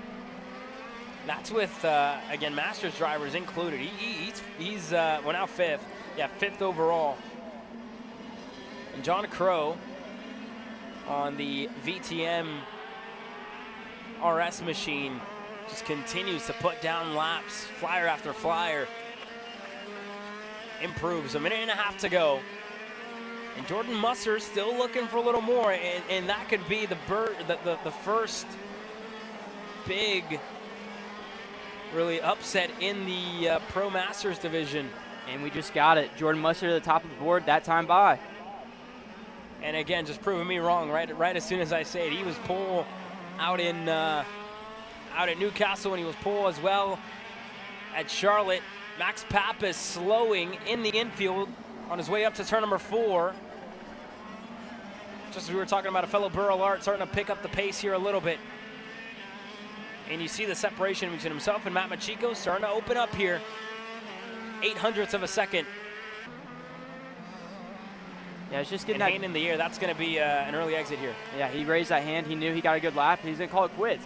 Now that leaves Matt Machiko. He's got no one to follow now. He doesn't have like a bunny to chase, to say the least. As a person in qualifying, I always like someone in front of me, someone to chase down. That gives me that little bit of extra push to try to get to their bumper. Well, Matt doesn't have that now. Jordan's going into the pits, or is he going in? He was just working his way around. Not sure if he, in fact, made it. And he just crossed the timing loop. So he is, looks like he is still showing on the racetrack. There's Machiko. Look at this final lap there. Yeah, Jordan Musser is still out. He just pulled to the wayside just before turn number 12. So you let Machiko go. And you got to think, I wouldn't be surprised if Lucas Nogueira was on the fence line giving his driver a couple of signals, right, as to what to do, whether to pull off and bide a little bit of time. This is the last opportunity, though, for Matt Machiko if he wants to start on the inside. Into heat racing action tomorrow. Machiko for pole position in Masters. Not enough. It will go the way of Jordan Musser. And we'll see if he was putting down another lap. He's coming into the pits. Jordan Musser, the 616, picking up right where he left off. He's gonna put himself on the pole position. But the heat races, John Crow, lights out, 6/10 clear of the Supermasters field. He's on pole in the 5:31, and he's 5th overall as well. Good showing there out of the 5:31. Musser didn't look back there. It was close at the start. I mean, it is still pretty close. It's less than a 10th. Less than a 10th. Anything can happen when you talk about racing action. That is, again, especially with how physical this place is, anything can happen there for Jordan Musser. More action after the break.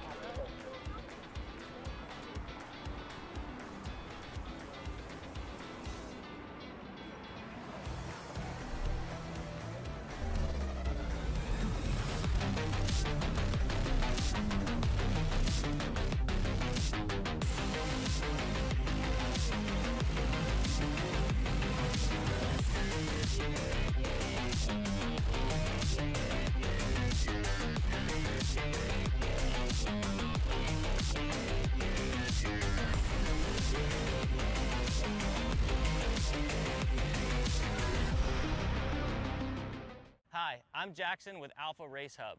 Alpha is an all-in-one motorsports software solution that can solve all the software problems you need for your track, facility, or series. Alpha can cover all your software bases, from online registration, digital e-waivers, a proprietary timing and scoring software, incident management, automated points tabulation, tire and barcode scanning. We even have our own mobile timing app and rental cart activity management software. If you're looking to consolidate your motorsports software solutions, reach out to us at alphatiming.co.uk.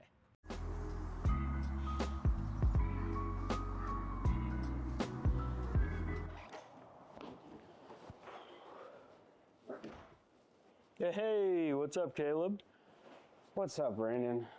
You sound defeated. A long day at the office?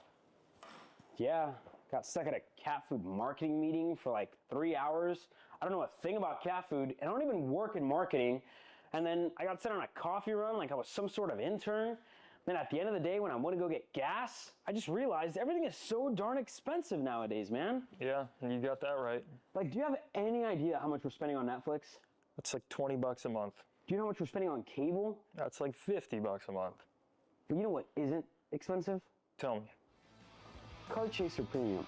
For only $9.99 a month, you can watch all the American karting action live from coast to coast. Subscribe and become a member today.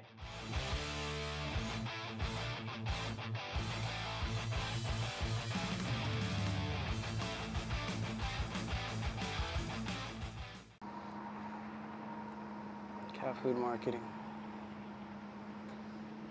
$9.99 a month. Dude, Caleb, wake up. Dude, we're live in 5 minutes. Let's go. Come on. What are you doing? Dude, I'm so sorry. Xander had me in a cat food marketing meeting till like 2 a.m. last night. Come on, man. Do you have anything I can drink? Dude, I got the perfect thing for you. Perico. It's a healthy energy drink alternative. Perico? Non-GMO? Gluten-free? kosher, magnesium, B12, B6, Yeah, it's good. B5, biotin, and zero sugar? Pericazo! Try Perico, made with natural ingredients, organic caffeine, and supports your metabolism. Try the new official energy drink of Kart Chaser.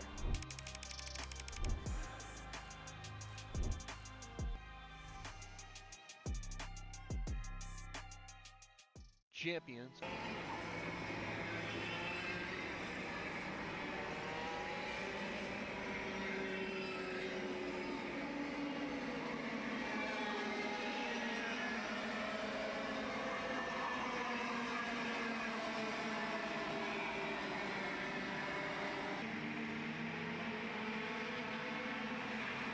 Qualifying action continues from MCC with a clash at the club. The third round of the Stars Championship Series. And K100 Junior, the last of our 4 classes here, getting ready to decide how they're going to kick off, how they're going to start the heat races tomorrow, how they're going to stack up.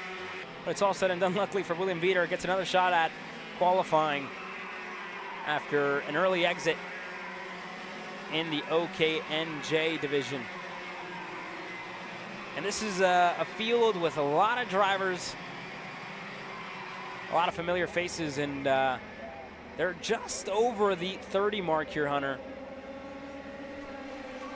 With, again, 36 drivers total taking part into the racing action here this weekend. And they're all on the track at the exact same time. And when we talk about track position in the lower categories, the younger categories, if you will, it's even more important here in K100 Junior when all your competitors are out there at the same time looking for a fast lap. Yeah, and you know, there's one person that's been really, like, on the top of the board for me this weekend, and that's Darren Kidd. We saw him qualify pole the first on Saturday of the Pro Tour. Qualified pole, just didn't have the luck in the heat races, and he's been showing the same speed he showed that day all weekend long. He was top of the board in the last session, and he's sitting P2 right now behind Nico Katowski, who, home track, we know he's going to be fast. And already a pole position to his name here today in OKNJ. Like you said, Darren Kidd, great pace out of him just a month ago when we were here at MCC, and just looking to kind of continue that speed. Championship fight here is led by Travis Pettit in K100 Junior here in Stars competition, but he is not taking part in the racing action here this weekend, or at least if he is, I haven't seen him with my own 2 eyes so far. I know he was entered and he was slated to start the weekend here with BJR, and I haven't yet seen him. From the word I was hearing, he's on a little vacation right now. So that's, again, sometimes you need that. When you race as much as that kid has, and when you race as much as, you know, any of these kids have, he is, again, probably enjoying a little bit of vacation. But as we look at the karting simulators battle cam here, the top of your screen there, Nico Katowski is currently fastest with 1 lap in, and that will continue here on lap number 2, 58.877. And we've talked about, you know, getting over that crest. Lap number 4 is where we've seen these laps really put down the fastest laps, if you will, right? So some of the fastest laps of the session, and after that, it seems like the tire just kind of gets over the optimal heat window. So it'll be something to navigate for these young drivers, right? The tire pressure you chose to go out on, and how hard you're pushing that tire. One thing, no, Nico's not in any group. He went out in the back by himself, and he's going to let this group right here battle it out while he's in the back just trying to get clean laps the whole time. And again, that has worked more often than not, especially with the qualifying pack as big as this one. Putting yourself in clean space is almost better more often than not, right? Where you're able to put down a lap, where you're able to be out there in open air, stretch your legs, put yourself in a position to put down a lap, and you're not really tripping over anybody else that's in front of you. Yes, the draft, you know, could have an effect, but being out there on his own with, you know, 1 or 2 guys or girls around you, that's what's working for Nico Katowski right now as he's going by turn number 1, right? He's kind of picking his way through traffic, making moves when when he needs to, and in corners that he's not losing too much time. Whereas if you have 10 other fast guys around you, everybody's gonna be a little bit greedy, if you will, wanting to put down a lap of their own. Basically, they're going to be tripping over each other the whole session. That's not what you want to try to get a fast time. As you see, Nico just make a nice, easy, clean move into the bowl of turn 7. Moves like that, right, are not gonna lose you a whole lot of time and are gonna allow you to continue to improve lap after lap. We'll continue to monitor Katowski's times. Marco Samet is the driver that's currently sitting in second in the 875 for the Brennan Druskrak Racing crew. 58.849 is his time. Isaac Payne is in third. Callan Berghofer's fourth. Tristan Murphy is inside of the top 5. And yeah, after lap number 4, this was lap number 5. Only one improvement inside of the top 10. And that goes away at Tristan Murphy. Katowski doesn't even improve that lap, that time around. He went about 2/10 slower, and he is making moves lap after lap. That could be it. But it's really nothing much out of anybody else. And there's a replay as to what held him up. And he dropped the tire. Exit of turn 14. And he was only 2/10 off his fast time. And that's 2/10 right there. That was it. That was a difference maker, right? And again, for Katowski, I noticed it when he was going out of turn number 2. A little bit of dirt on the tires. And it was just from that little moment right there. This session getting ready to conclude. Homer Heeman, Greggy, first one across the line. He's looking to improve his position on the racetrack. It's only going to be 11th. It's not going to improve. Benja Fernandez will up to 5th. Samet goes better. Not enough for Nico Katowski. Murphy up to 2nd. 0.03 of a second back. Katowski across the line. Nothing out of him. But it was enough on lap number 3 for Nico Katowski to take the pole position in K100 Junior. A great run out of him. That's 2 for 2 now. Now he's just got to sweep the weekend in both classes. That's, again, easier said than done, Hunter, right? Easier said than done for Nico Katowski, but that is exactly the way that he would have wanted to qualify in both classes. Okay, NJ, check that one off. KA Junior, you can check that one off as well. He was 0.03 better than Tristan Murphy. Marco Samet puts himself to 3rd. Darren Kidd, Isaac Payne, your top 5. And everybody just found a little more on that last lap to shuffle up the top 10. You look back there further down the order. Forrest Blair, 16th. Riley Dobelier, Ben Gleberman, Lucas Dryby, Andres Salazar, 20th. Aquila Sapirko, Holden Myers, Jackson Elefante, Paxton Romero, Harrison Burklow. And the list of names extensive with 36 drivers getting ready to take the green flag tomorrow for heat race number 1. And area championship points leader Travis Pettit not here with us this weekend. This will be the drop for that driver. But for Nico Katowski, this could very well be the difference maker for him with a drop of 0 for Travis Pettit here this weekend. If he's able to come away with a win here, that could be the difference for the 892.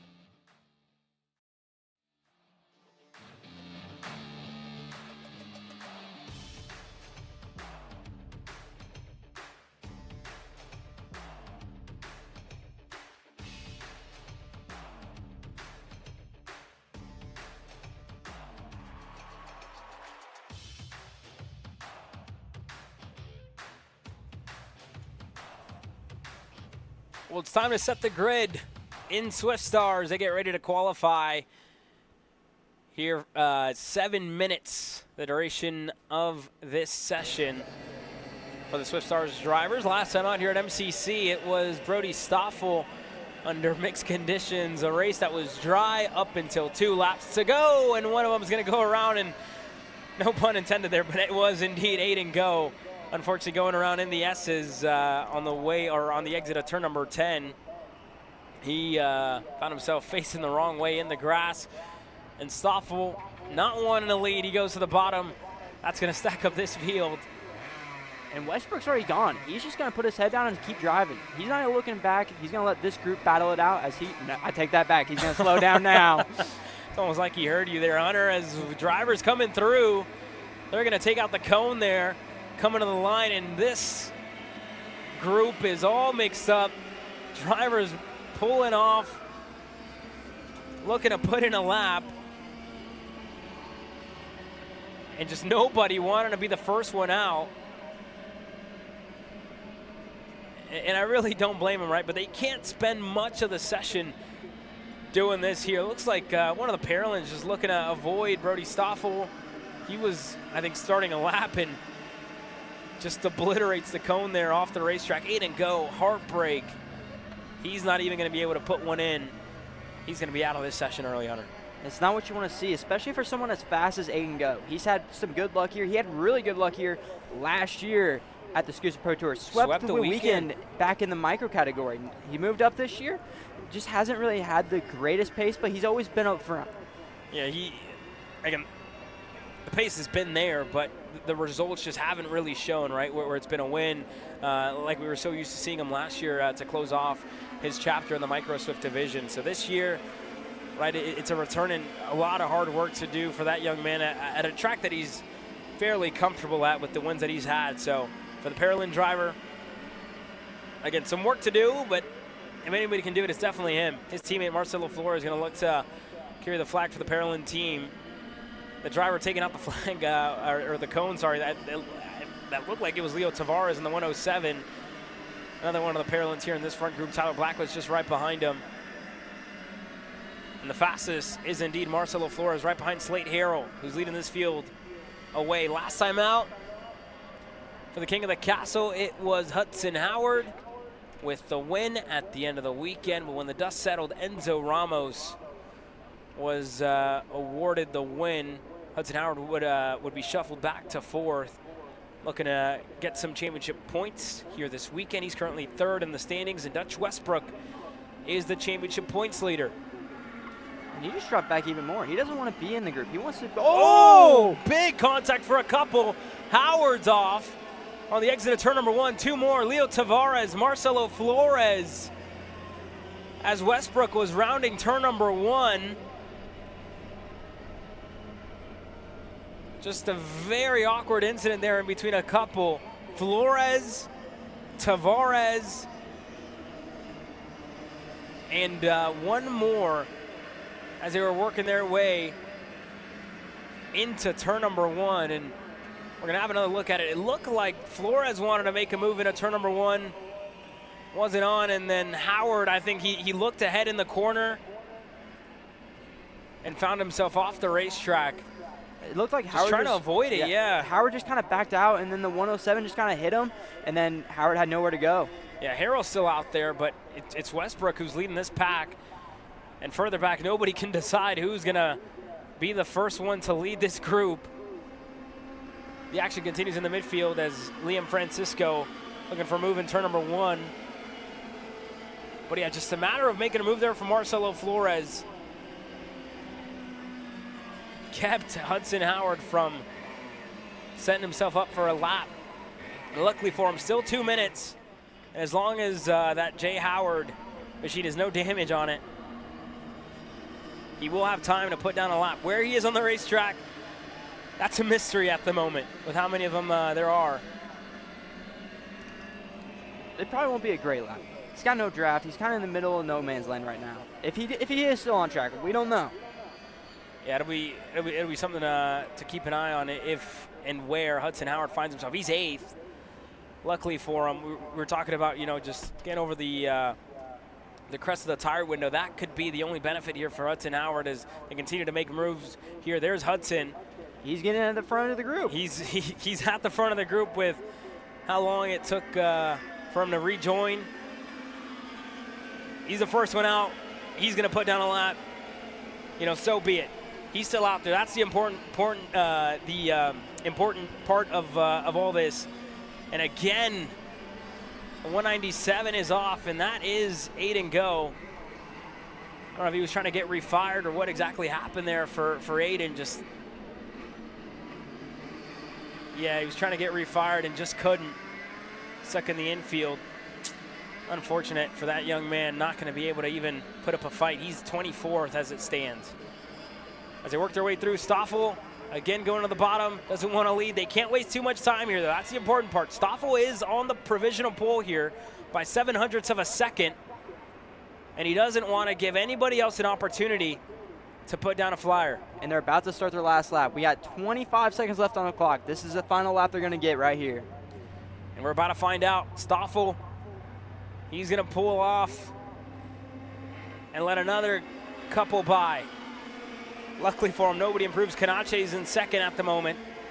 Dalton Sear, Slate Harrell, Samuel Chavarri, Flores is in sixth through it all.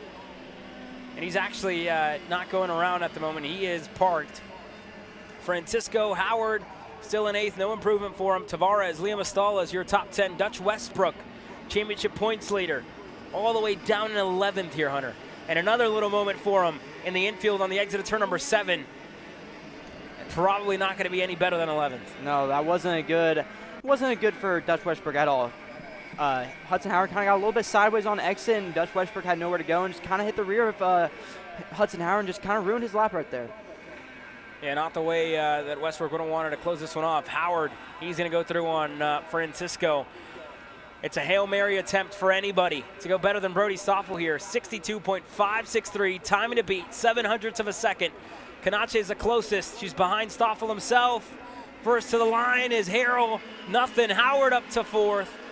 Everybody else, nothing for the 129. Brody Stoffel punches his ticket to the pole position for the 2 heat races on the day tomorrow. Stoffel, by 0.07 of a second, is your pole sitter. And Hudson Howard was able to get a good lap after the incident he had. He moved up from 8th to 4th, so he has a little bit better starting spot going into tomorrow now. Yeah, that was, again, best case scenario there for Hudson to put himself into the top 5 like nothing ever happened. Forget about it. Throw that out the window. More after the break.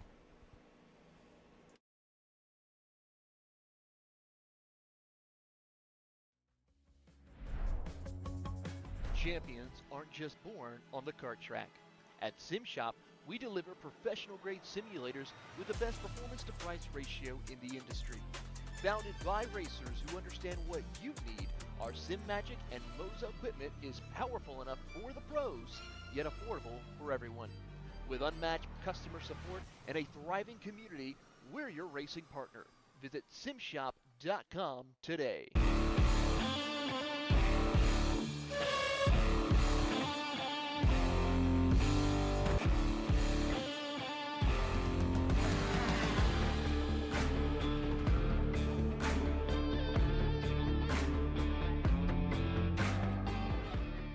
Karting isn't just speed. It's control, precision, freedom. At Atlanta Motorsports Park, Kart Freedom isn't just a team. It's where drivers are made. Are you ready to get behind the wheel? From Formula One to NASCAR and IndyCar, all the pros start here.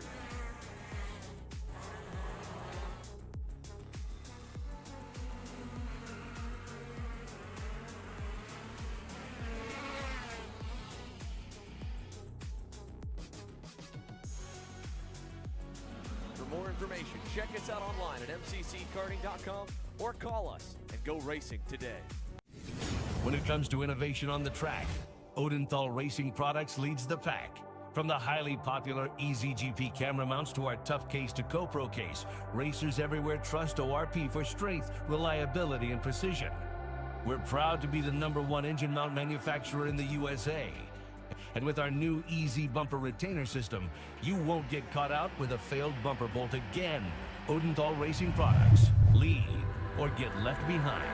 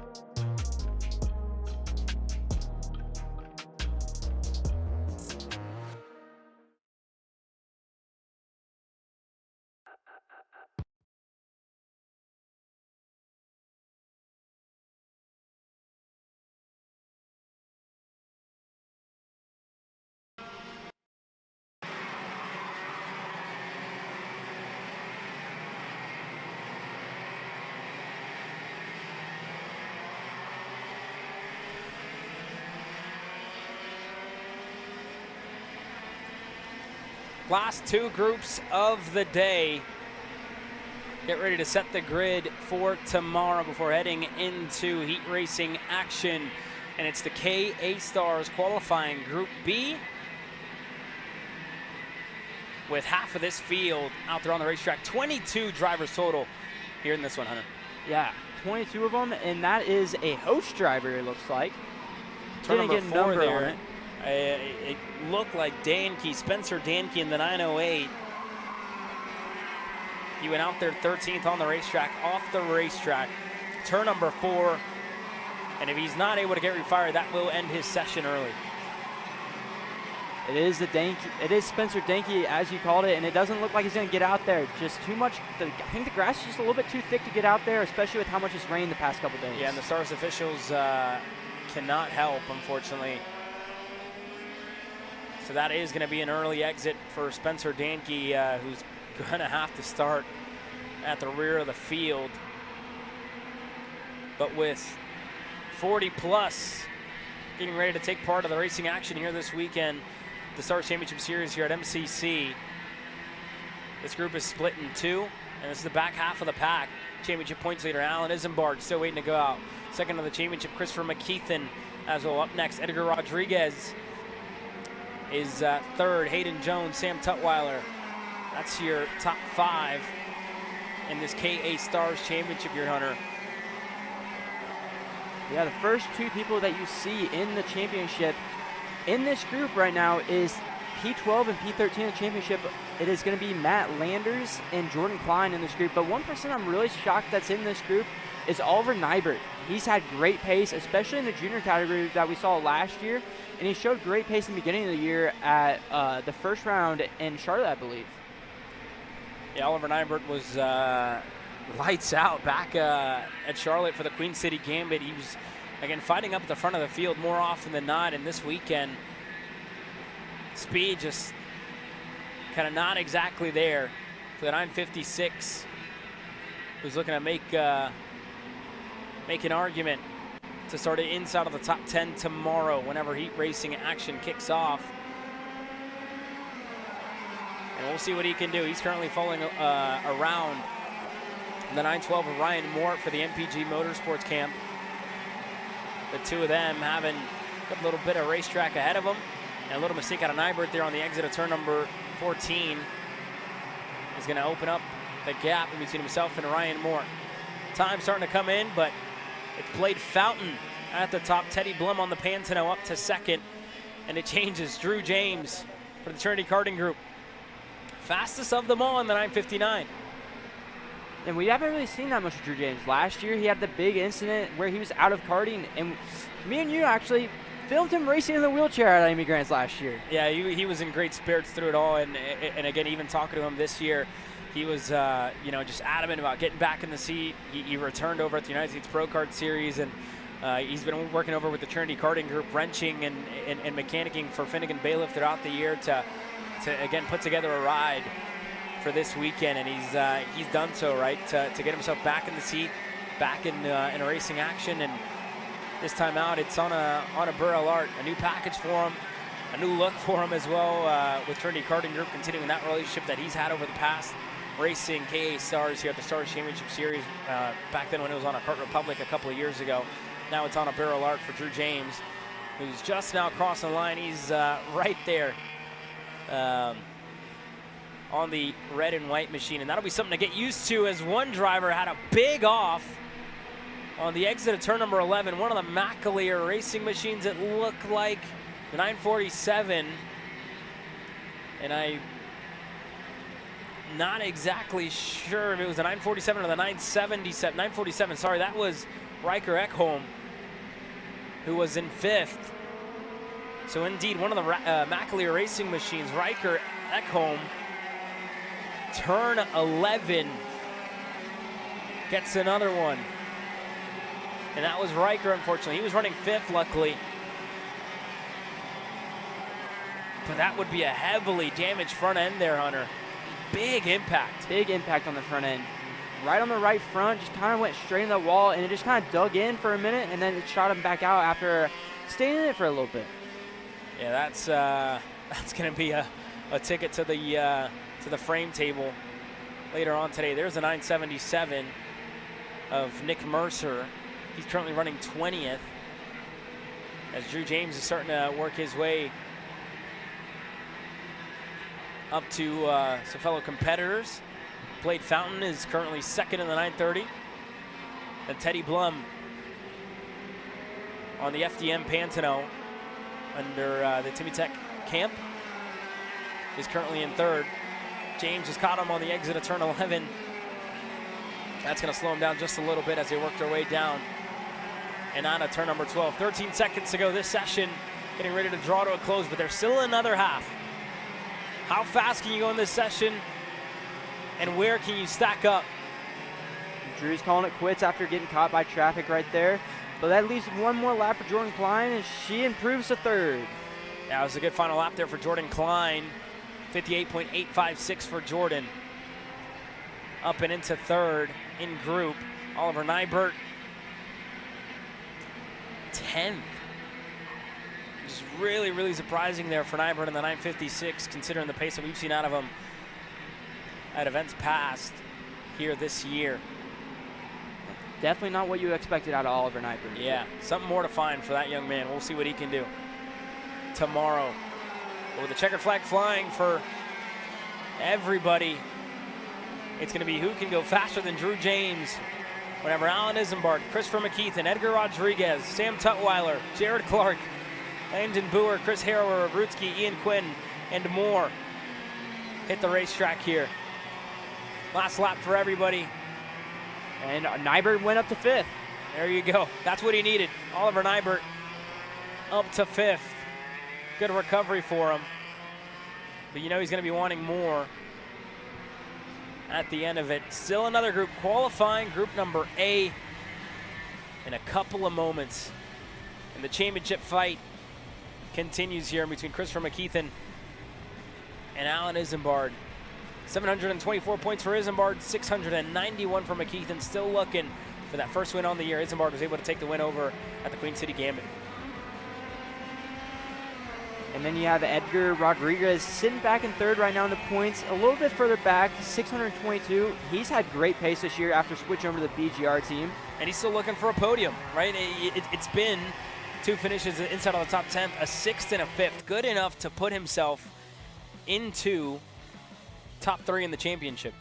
Yeah, and then you have the guy that sits in 4th, Hayden Jones, but he's not here as well. So this is going to be his drop if he decides to run the last round at Trackhouse, which I expect him to be there.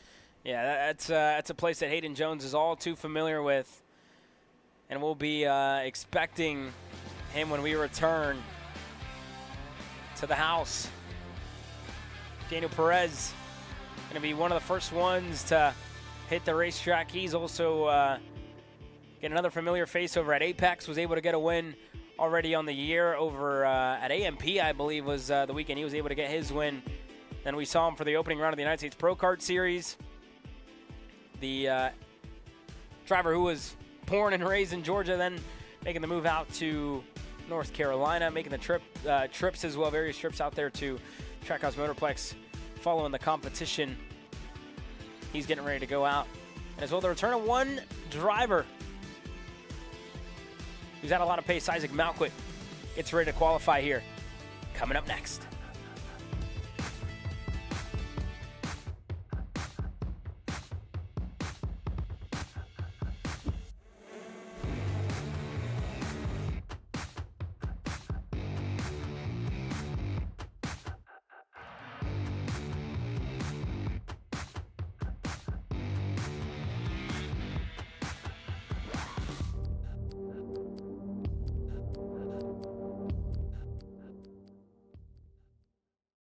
Hey guys, I'm Chris G. I'm Kart Chaser's driver fitness coach, and today I'm gonna give you 3 tips on how to strengthen your shoulders for more endurance and better stability in the kart. Here we go. Okay, so exercise number 1 is the front rope pull-through cable raises. Okay, now, this is the upright cable row. What you are doing here is you're picking a straight bar, as you see, and we're working the side areas of our shoulders, the medial. Exercise number 3, the dumbbell shrugs. As you guys can tell, I like to pause at the top before releasing. It's great for your strength, for that wheel stability. It's great for those shoulders and that upper back area. Chris G coaching, race-ready training that carries into real life. That's what we do here. See you on the next one. The K1 Circuit Semi-Pro League. This is a competitive race series with 2 classes. Junior Series for those who are under the age of 18, and the Senior Series for those who are 18 or older. If you think you have what it takes, come out and prove your skills on League Night. Both schedules are live on the K1 Circuit website. Your Kart Chaser live feed will resume shortly.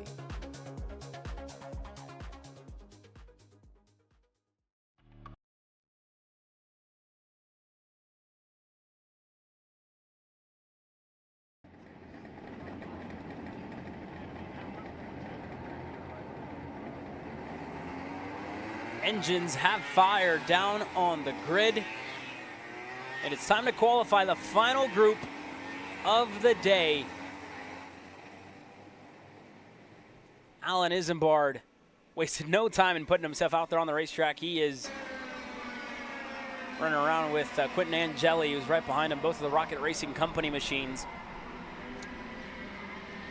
Want to get out in front, and they want to get out in front fast. Yeah, they bring out a full lap in, and they were coming around turn 1 as the last kart was coming out of the pit lane. Yeah, Christopher McKeithen was the final driver out of the or off the grid,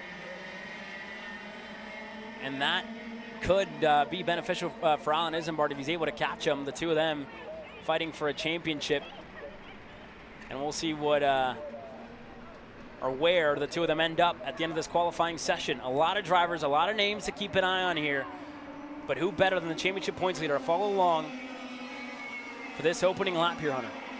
Yeah, and there's one group I'm intrigued to see how they do. It is a group of 3, and they've ran together multiple times together under a different tent. It was under the Mark Steele tent back in the Brace category. It's the 3 of Isaac Malquit, Sam Tutwiler, and Henry Wheeler. They were the first 3 to go out of that back group that was waiting. Yeah, Sam Tutwiler last year, great showing for him as well at the CKA Grand Nationals. Isaac Malquit, you've seen his speed in Charlotte.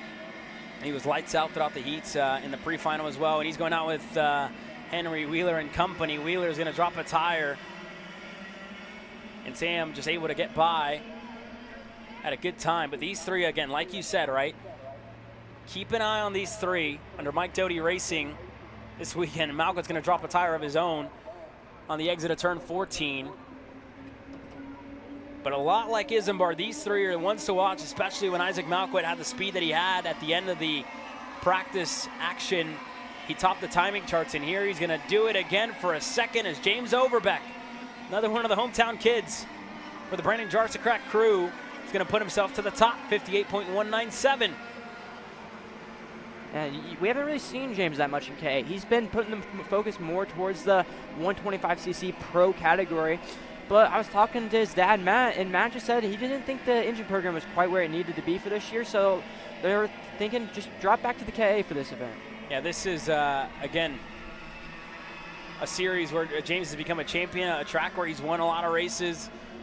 And this year, he has been fighting a lot with teammate Paulie Massimino, right, for the top step of the podium more often than not, whether it's in SCUSA competition, United States Pro Kart Series competition, and this weekend looking to lead the BJR crew to the promised land, if you will, to continue the streak of wins that they've had in 100cc competition. He continues the speed here on lap number 2, 57.859 for Overbeck. Harrower is going to go up to second, and Lorenko to third. Daniel Perez now shuffles it up a little bit. He's going to split up what was a 1-2-3 for BJR. Perez is there, and a new look for Colin Lloyd as well. Talked about his move to Hotes Driver Development. But on OTK, the package that he's familiar with. Yeah, he's been familiar with it. He used to run it before he went to the SOTI, and then he got back on it just a couple weeks ago at the US PK Series with the Nash team, but now he's back over to the Hotes. Yeah, taking the opportunities as they come for Colin Lloyd. And he's right behind James Overbeck. Nobody better to follow at the moment, nobody better to be behind. But everybody just kind of stuck here in a little bit of traffic. They're led by Finnegan Bailiff. And nobody going to improve. Isaac Malquit did, though. He's up to second. Henry Wheeler, third. Perez to Chris Harrower. And Malquit's group is fast, 0.3 of a second. Overbeck knows he's a little too close for comfort to everybody else. He's going to move to the wayside, point Colin Lloyd by. Yeah, and that's a smart move out of James. He knows this track. He knows where he needs to be to get a good lap. But like I said, it was the two people I was pointing out earlier on in the session right when they pulled out. Malquit and Wheeler working together, going to get a good lap. Yeah, he's going to let a lot of them by, actually. He let almost a whole nother group that was right behind them just go to try and reposition himself. Here's a look at Ian Quinn, working his way through turn number 13 and 14. And Austin Olds, winner last time out, king of the castle for Austin Olds. A long time coming for Austin. And a mistake out of turn number 14. Not sure if this is going to be much of an improvement for him. 1 minute to go, and it'll be a gamble whether anybody can get an extra lap. But everybody kind of plateauing at the moment here, Hunter. Yeah, we're not seeing a lot of improvement. I mean, James' fastest lap was on lap 2, and that's held this whole entire time. And we're on going on to lap 5 right now. This is the start of lap number 5 for a couple of the drivers out there. Daniel Perez. This is start of lap number 6 for him, actually. He's right behind Landon Boer. We'll see what they can do. Boer's down in 15th. Perez is in 4th at the moment. But it's just whether or not anybody can improve. And again, we're seeing that plateau. Lap number 2 fastest. Lap number 4 was really the best out of a couple of these drivers. Wheeler, nothing for him. Tutwiler, nothing for him as well. Finnegan Bailiff's going to move up to 6th. Showing some promising pace late in this session, but 9 seconds to go. I'm not sure if anybody's going to have an answer here for James Overbeck. Isambard just improved a little bit, but it's only up to 7th. He's going to get an extra lap. And the person that needs the biggest improvement right now is the guy P2 in the championship, Christopher McKeithen, all the way down in 20th right now. A lot to find for the 919 of McKeithen if he wants to get up to where his teammate is. And if you want to fight for a championship as well, it's hard to pick up those heat race points if you're fighting down in 20th through it all. And Drew James's time was a 58.6. That would put him somewhere around the late teens of you. Here goes Malquit. This is his final lap for Isaac Malquit on the Mike Doty Racing machine. He's 3rd. He's going to go better, but only up to 2nd. He's through on Wheeler. Tutwiler doesn't improve. Rodriguez, nothing for him. Rivera, Colin Lloyd up to 4th. Does anybody have more? Overbeck to the line. Barely. It's no better. No better. James Overbeck on pole in KA Stars at home. Yeah, what a run out of James. He knows this track like the back of his hand, and he showed it right there. He had great pace every time we've seen him out here at this track, and he did it again. Lap number 2. 2 laps, all that he needed. He could have parked it right after that and just kept it out there just to be safe. He was half a tenth slower on that final lap than his fastest lap, 0.05 of a second. But James Overbeck, what a lap. Jared Clark down in 16th. He's also just looking for the top 5 in the championship here. Victor Dallenkar, 24th. Quentin Jelly McKeith in 21st. Not the way that the 919 would have wanted to qualify here. Yeah, and one thing to note, Malquit, no draft on his fastest lap. He has some raw speed, and he's ready to go racing, I feel like. Yeah, that'll be a very racy car. The 970 of Isaac Malquit, Henry Wheeler, Colin Lloyd, Alan Isambard, your top 5. Austin Olds, the king of the castle, 7th through it all. But that's it for our qualifying action. We'll wait and hear from a couple of our competitors. I'm sure we'll hear from James Overbeck, a pole position for the 948. That's a return to the pole, and he's going to lead this field to the green flag for the 2 heat races tomorrow.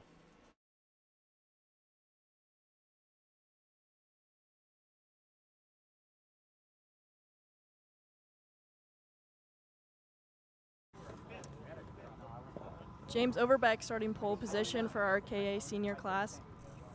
Talk to me about that lap. You got fastest lap on lap 2. That usually doesn't happen. Tell me about that lap for you. No, I think it was just, I was just in the right spot. I know I didn't want to go out up front. I kind of wanted to be in traffic and kind of just drive through the field. That lap just ended up being really good, and I got a good tow. And even on the last lap, I ran like the exact same lap time on my Micron at least. So it was fast the whole time. I think it was just that one lap I didn't get held up. Honestly, I thought there was another lap in the middle that was even better, but I got held up in the back section at the end of it. So, no, I think we have our BJR, JOA, BBS machine is it's really fast so far. Haven't had to do too much, but also this is a good weekend, experiment with some stuff. No, it's been really good, so happy with it for sure. And actually, going off of that, you've had a lot of laps here at this racetrack. Matter of fact, you were just here last weekend, not racing, but running your own team. Still working on some KAs though. Mm-hmm. So what did you do today at all? Did you adjust anything, or do you think you have your setup pretty much down? No, we have it pretty down. With these things anymore, we keep it pretty standard, at least for what's standard for us. But no, it's super cool. Run my own team last weekend and then come out here this weekend and show that we can get it done. So no, it's been super cool. Shout out to all my customers watching from home. I appreciate all the support from all you guys, and hopefully we can make everyone proud, between everyone at BJR, everyone at JOA. Hopefully we can make everyone proud and bring home a win this weekend. Awesome, congrats. Thank you.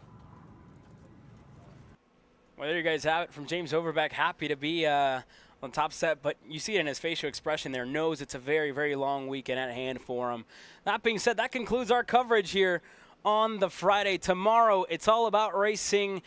Just after the morning warm-up sessions, that will be for KC Premium members, only $9.99 a month. You can watch all the racing action live from coast to coast.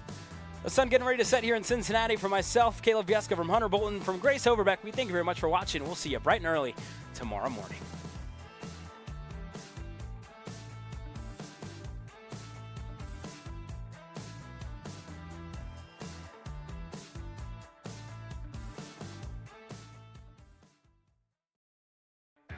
This broadcast is the sole property of Kart Chaser Group, LLC. Any rebroadcast, reproduction, or other use of the images, audio, or accounts of this event, in whole or in part, without the expressed written consent of Kart Chaser Group, LLC, is strictly prohibited. Thanks for watching.